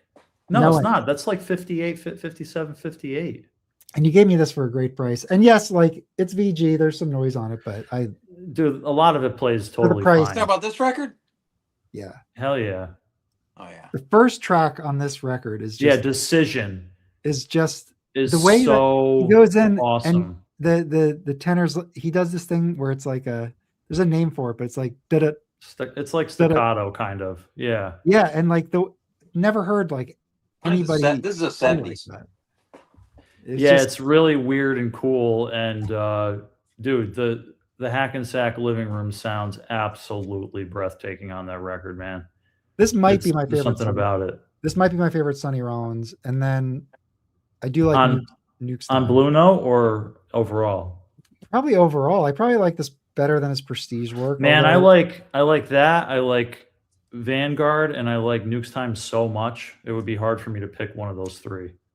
I think honestly, Decision is such a different song that no one else like. Rarely heard that. It's so swanky, man, and like in a really good way. And so I think it really makes it stand out. It's a great album. So wait, okay, so we were talking about Superior Elevation, which I brought to bring my buddy there because I knew he liked G Plus stuff. I mean, like he likes to buy cheap G Plus originals, but he didn't. I don't think he bought anything. But the only other thing worth mentioning at Human Head was that he saw what we were buying, Travis, and he was like, so do you want to see some dumb shit? And I'm like, excuse me? And after like 3 seconds, I'm like, I think he's talking about like rare stuff in the back. There you go. And I'm like, yeah, sure, okay. I was like, I'm not hip to the lingo, like, apparently, but I didn't say that. But like, I tried to play it cool. But yeah, so he brought out this box with like Marcus Belgrave Gemini. Ooh. It was like it was like 1,500. Yeah. And dude, he had the most ridiculously clean Ready for Freddy original mono. Like the disc was like you could eat off it. But the back of the jacket was so weird. It had all this defacing and like a sticker of some guy on it and all this writing and where the cardboard was, the paper was ripped off. It was so weird. Huh. And the front looked beautiful. It was so weird. And he wanted 800 for it, and I'm just like, I'll wait for an earless of that. Yeah. So that was fun when he showed us all that stuff. Yeah, that Marcus Belgrave is that's good. I don't know. I don't like a lot of that 70s stuff. Is that the 70s or is that a late 60s? That's maybe a late 60s record. That's 70s on Tribe. Mm-hmm. I like that record. I heard that record. It's really good. I have a reissue. P-Vine, I think, did like a needle drop reissue of it. Yeah. And I do have that, and it's okay. It's okay copy. Back to Rollins. This is my favorite Rollins. Okay. That is very good. Is that kind of there's vocals on that, right? Abby Lincoln? I don't think vocals are on that. Vocals? No. No. But it's just a trio.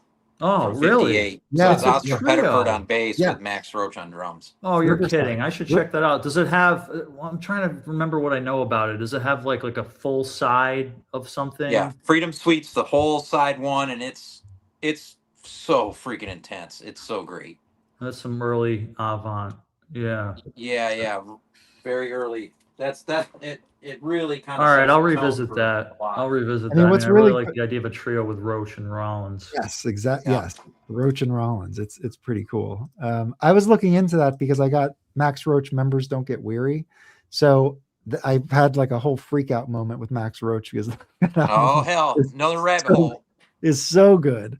It's crazy good. I got this. My Max Roach section is like this. So I started Roach looking is in my top 5 drummers, no doubt. Yeah. And then so I started just looking at stuff, and Freedom Suite came up, and yeah, I mean he's on a ton of great stuff, but this is Oh, go ahead. No, jump in. I was just going to say, speaking of Max Roach, I am finding myself going down a rabbit hole with Clifford Brown. Oh hell yeah.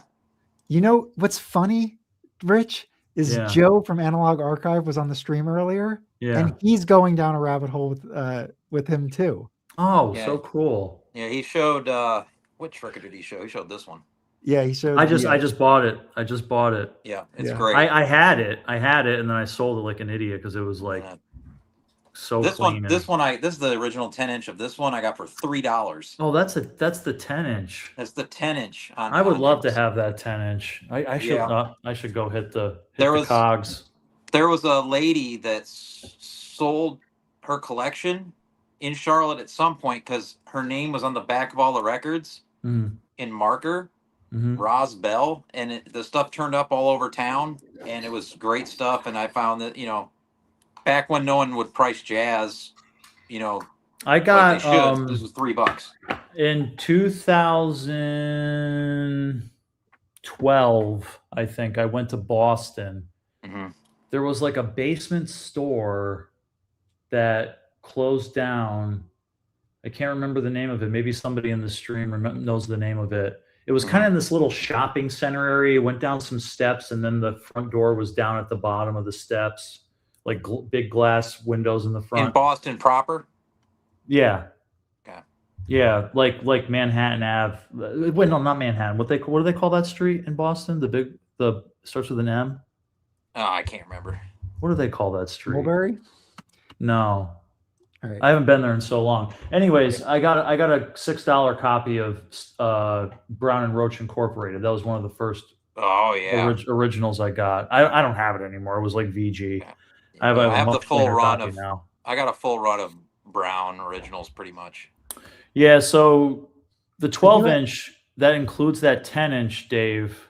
Mm-hmm. There's other material on that, right? There's So- additional There it is, right material there. on the 12-inch. Oh, This that's is- specific. Yeah, this is what you were just showing, Dave. Yeah. So Yeah, I'm this- talking about MRC, but okay. Oh, Oh, yeah, okay. yeah, the full. Hold on. Let me see. but this Yeah, is that, so I think- you've got that's the same thing that the Ensemble Zoot Sims Black 10-inch is on that, and then that's got additional material, right? yes. Yeah. Yeah, it does have that. I'm not sure if it's another 10-inch or if it's what the material is, but this is Pacific Jazz number 3, catalog Mhm. number 3. Mm-hmm. Okay. But I yeah, just grabbed so it. We grabbed a grip of Brown here. We'll get into some Brown records. All right. So let's there's do it. what, Jam Session. Yep. That's the original MRC. so is that a comp or is that like a full session? Full session. Yeah, Max Roach drums. I gotta listen to that. Yeah, Dinah Washington on some vocals. I think I always assumed it was a comp, but maybe it's not. Yeah, I guess it's There's not. that. There's that one, and then there's this is a Japanese, I think a Japanese pressing of this, which I thought was crazy. Yeah, Japanese pressing of this. Yeah, Neil Hefti, arranger. Yeah, this one I don't like this record too much. Okay. It's, Just the it's a little watered down. Just to jump my back taste. to Jam Session. So it is one date, August 14, Yeah. 1954 in LA. Yeah. And they have Junior Mance, Richie Powell, Max Roach, Dinah Washington on one track, Clark Terry, Maynard Ferguson, Clifford Brown, Herb Geller, Harold Land, and that's it. So they're doing standards, it looks like, except for Move. That's a pretty big band. So Move, is this Move that's on Birth of the Cool, Denzel Best? That might be. I think it might be. Yeah. So that's probably a pretty cool track to check out by these guys, because this looks like a no net. I mean, or whatever this is. Yeah. So Good players. So that probably is a cool track. This one Rich is talking about. Yes. That's an original. This is excellent. Sweet Clifford on there. And Yeah, then- but now that which I one have the that's 7-inch of. that one that's called Clifford Brown and Max Roach that you showed the 10-inch of. All right, that's Study in Brown. That's my favorite. Yeah, this is probably the best of the MRC run. But what I'm trying to drill down on is what else is on the 12-inch of Clifford Brown and Max Roach, but I don't think you're pulling it out. Maybe I don't have. Maybe I just only have the 10-inch. I have the 12-inch. I think pull there's that- additional pull material that on the 12-inch, 12-inch. Mike. I'll show a few more while we're. Oh, going. somebody said Massachusetts Avenue. I said Manhattan Ave. There you go. Spending too much time in Brooklyn. Yeah. But yeah, so then this is one of my favorites too. Live at Basin Street. Man, I have to listen to that record. I don't know what's the matter with me. I have this. I love this one so much. I have the CD also. I've listened to it a handful of times at least, and like, I don't know. I'm probably just not sitting down and just really paying attention to it because I mean, I don't know why I wouldn't like it with the line. that one absolutely jams. and it's not expensive either. No, And it's this Sonny one- it's Sonny Rollins with them. I know. Yeah. I know. That's what Yeah. I'm saying. Yeah. This was good. This Best Coast Jazz. Yep. Curtis Is Kent's. that a brownie on it? Yeah. And then looks like a I do have the Blue Japanese. Note. I have the second press.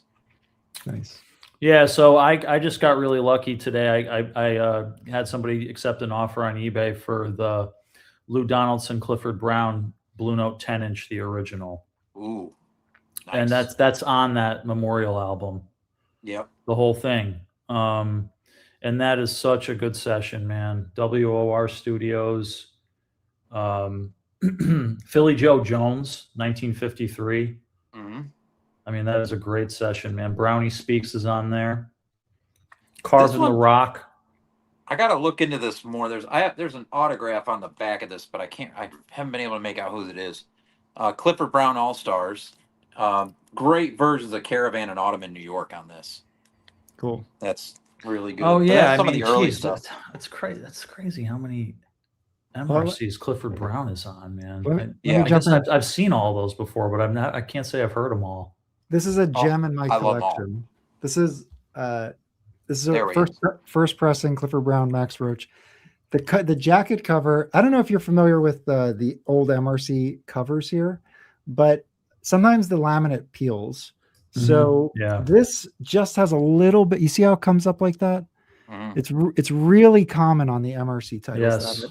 But other than that, I mean, there's limited, peeling like that. But it's a beautiful, just very clean copy. How many tracks are on that, Mike? So this has 6 tracks. Yeah, 7 you have tracks. you have one extra track. 7. I'm sorry, 7 tracks. Well, you have 2 extra tracks then. There's I only mean, 5 on the 10-inch. I mean, the whole record's fantastic. Parisian Thoroughfare is wonderful version. Yeah, I had a copy of that a couple of years ago when I was selling records for this hi-fi store, and I really liked it, and I would totally buy one if I found it for the right price. But excellent condition. It really is just a top copy. Wow. Yeah, that's nice. Where'd you find that one, Mike? It popped up on eBay. Somebody just put it up for like, Yep. I mean, my style. So somebody listed it for like Yeah, $20. you and Chris Cole are like masters of eBay. I swear to God. Who's Chris Cole? One of the OG vinyl community guys, and he doesn't- still to this day sends us eBay links because he's constantly on eBay finding the deals. I mean, the really good deals. So today I was telling the guys this, Dave, I think I messaged this into the group chat that a Outward Bound first pressing on New Jazz, Eric Dolphy, came up for sale. VG Plus. Yeah, this is funny. VG Plus vinyl. The jacket was like G Plus, but still present like the cover looked fine. It's just like the edges. Will you read the email?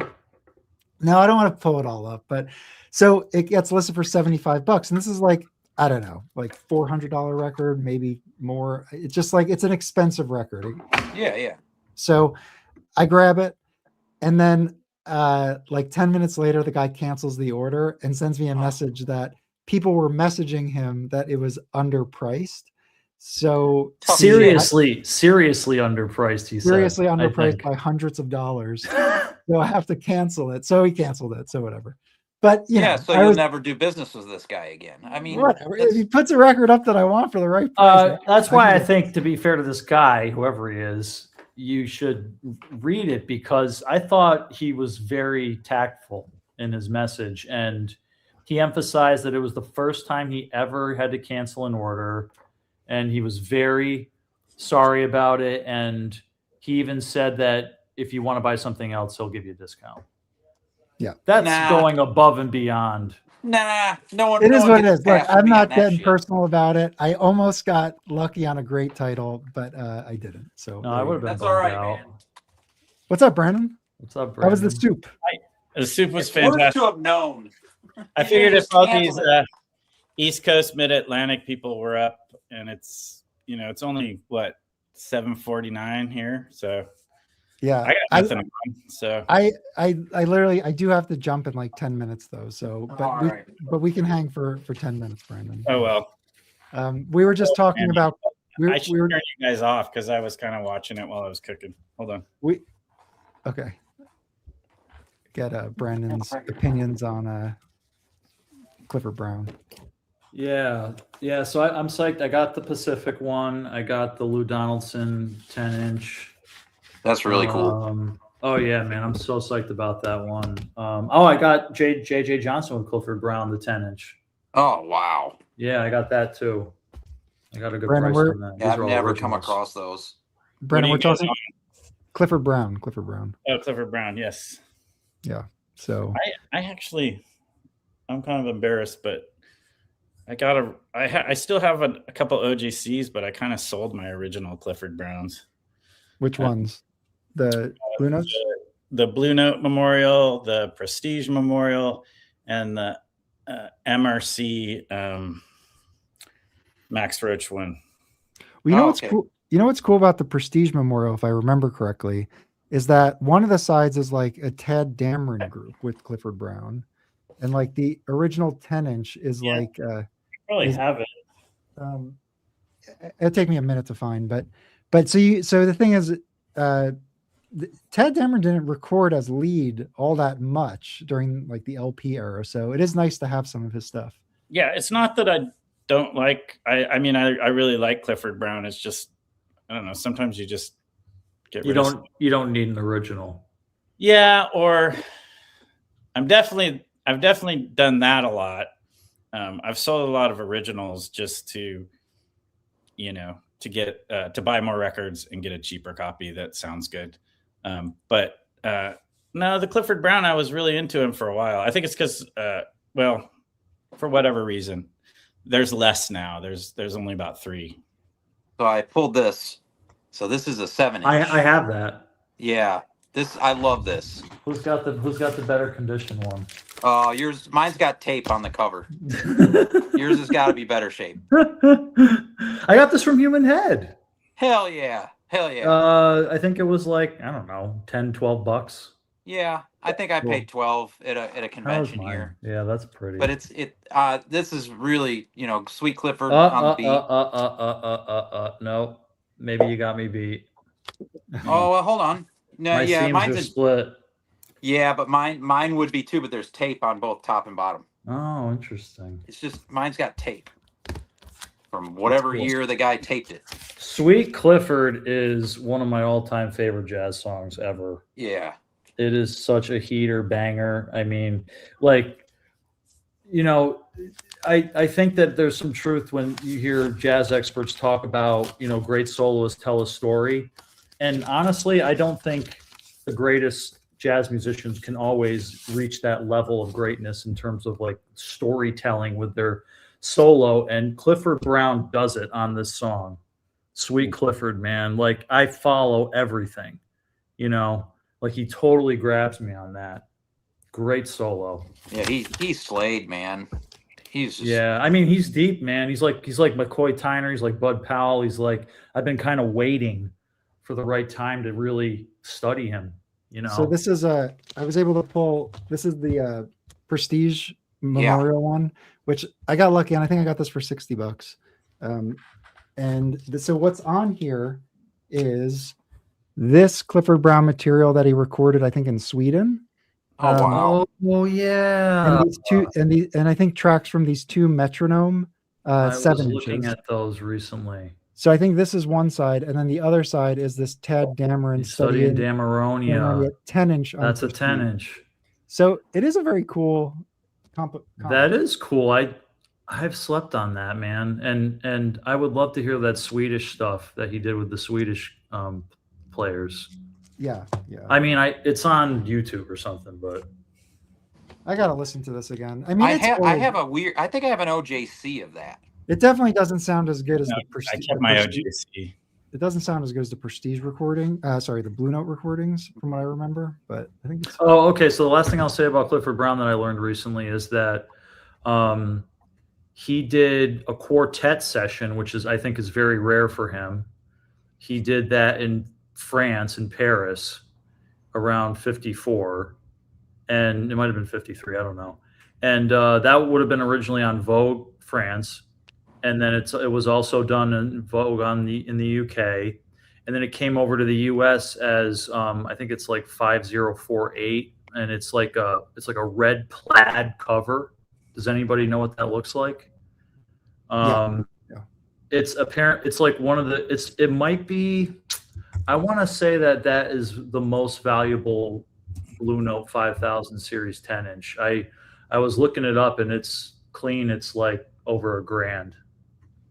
Okay. It's really rare of the U.S. one. I got photos of that guy from the U.K. to send. He sent me photos of that one, the British one. Mm-hmm. But yeah, the cover was kind of jacked, so I think I'm gonna let it go. So here, I think this is it. Yeah, here. man. Yeah. Oh, So wow. Brownie and a quartet, man. That's pretty special. And you see this Jazz Time Paris, And it hasn't really been reissued as this, but although I would guess that's on the Memorial album or some of it, or I'd have to double check, but there's actually a lot of Clifford Brown on Blue Note 10-inch. Like he's with Gigi Grice on a few things, and he is, and they were together in Paris. They It's were pro- doing stuff in Paris together. like this one here, and Yeah. so there's another probably one, too. yeah. So there's a lot of that old Brownie stuff. But this here, you see this Jazz Time Paris. So like there's a series on the 5000 like this. Like there is a Lionel Hampton, and I think also a Dizzy Gillespie. They were basically Blue Note was just putting out the Vogue Paris recordings on their label in the U.S. and they have this label on it. So they're different. I mean, they're different recordings, different sounds, but I feel like it just kind of speaks to like Blue Note was just trying to figure it out. Early on, like I think It's Blakey. Sorry, It go still ahead. looks good. It still looks fantastic, and it's good music. yeah, for sure. I mean, even before Reed Miles, they really had a cool look going on. yeah. Yeah, that's a beautiful cover. What was I going to say? You were talking about the quartet there, and anyways, I have a question for Brandon. Rich picked up a Jazz Lab Riverside with Gigi Grice on it. Mm-hmm. I know that they like Jazz Lab. It had like a number of records, but are you familiar?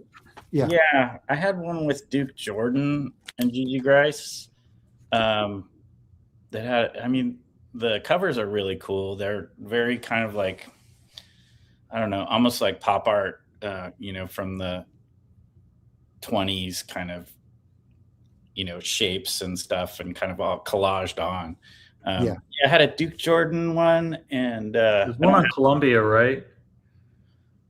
Yeah, I think I'm trying to remember. I had two of them. I had the Duke Jordan. Did you have the one on Jubilee? There's one on Jubilee. No. Okay. I wish I could remember. I can see the cover. It's red, black, and white. I think that's the one on Jubilee. Hold on, let me pull it up. You know what I passed on today at Human Head? They had like 3 or 4 Art Farmer and Benny Golson records like that I've never heard. At least one was Argo, maybe 2. This That's one? not the one. Okay. I've seen that one quite a few times. I've seen that. No, weird, it was weird cover. It was a Duke Jordan one. Oh, Duke Jordan. And it has a really cool cover. I mean, PG and Duke Jordan. Oh yeah. Oh, is it this? This that's here? it. But that's interesting. Yeah, it Wow. could be. Okay. So I Mhm. never put that together. I never put that together because Duke Jordan's the big name on it. I never noticed Gigi, and he's on the other Jazz Lab stuff. And It's so, not a- okay.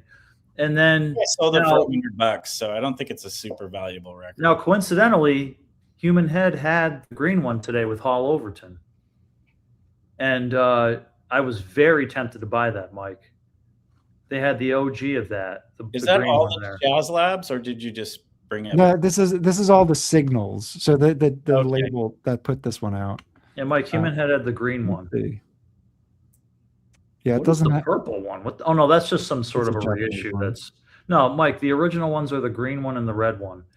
The red one is apparently led by Duke Jordan. I don't know who the leader is, and then Yeah. the green one is Hall Overton's the big name on it, and Phil Woods is on that too. And I listened to that today at Human Head, and I was just like, man, if I didn't already have these other records I want, I might have gotten it. But I would love to have an original Signal. Those are really beautiful labels. I thought about. Signal, that one. Yeah. Yeah, that's what those were. Those were the ones that we were just looking at. Yeah. Those are Van Gelder White, too. and it was a white and red label. Yeah. Yeah. Yeah, Ear, yeah. Ear label, but not plastlight ear, an actual ear on the label. Yeah, right. And that label was founded by Columbi, not Jules Columbi, but his brother. Yeah. Or was it Jules Columbi? According to Discogs, Jules Columbi.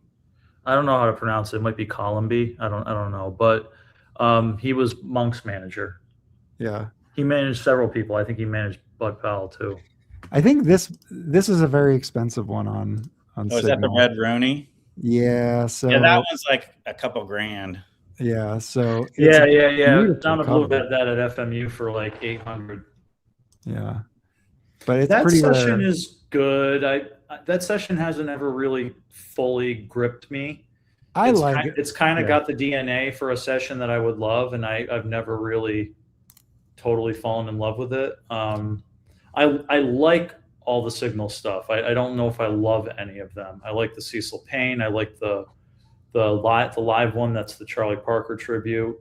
Yeah. I can't say I love the Gigi Grice one. It's a pretty big group. It's got that big bandy kind of sound, and Monk's on it, I believe. Or no, it's two sides, right? It's one side's a smaller group with Monk, the other side's a bigger band. Yeah, I was on a Duke Jordan kick, and it wasn't the first one to go, but I kind of pared it down to 5 or 6 records. I think You got rid of the Duke Jordan Signal? Yeah, I did. Yeah, I was looking to buy a copy, Brandon, because I just thought it was a cool record. Didn't I offer it to you? You may have, but I think I did. So the copy I was going to get was the second pressing. It's got it doesn't have the ear label. It has like a gold label with like a black top. Anyway, but I agree. Like the session, they do. I think they do Caravan on. He does Caravan, which is a good version, but overall, I just didn't want to spend so much money on it. It didn't grab me like that.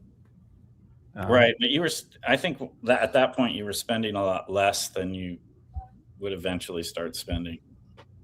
Because I think I said you want it for $60, and you were like, I don't know. I probably would have taken it for $60 now. Anyway, I do have to wind it down. Apologies, Brandon, but I was late. I was eating. So no, you're good, man. Thanks for I saw joining. you guys were still up, and I'm like, oh. Well. I was just glad I got to share my Human Head story today. I think they deserve the promo, and they're doing a killer job right now. Is Human Head your favorite? By far right now. I mean, that's my specific taste. So before we lose everybody, Rich has a podcast, Record Collector Confessions. Yeah, you can find it pretty much wherever. Apple Music and Spotify. Apple Music, Spotify. So check that out. We're going 85 episodes strong here. I've been at it for about a year and a half every week. Yeah. So, all right. Well, it's a mix of monologues and me and having conversations with people. Yeah. Oh, cool. It's interviews. You should interview some of them. Yeah. Some of them. Yeah. You should interview Brandon if I could. I would. The one qualifier to be on my podcast is you have to be prepared to talk about mental health. So, or just some aspect of record collecting you find challenging. That's what we did, Mike. You and me. Well, I'm a pretty heavy case, so you might have love it. I honestly would absolutely love to hear Brandon on that. Right, Brandon. I'm sure you know how to get a hold of me. Yeah, Rich I'll connect you guys. All right, cool. Yeah, do that. Thank you guys. Really appreciate it. Love everybody. Love you guys. Love you guys too, man. See you all next time. Peace out. Peace.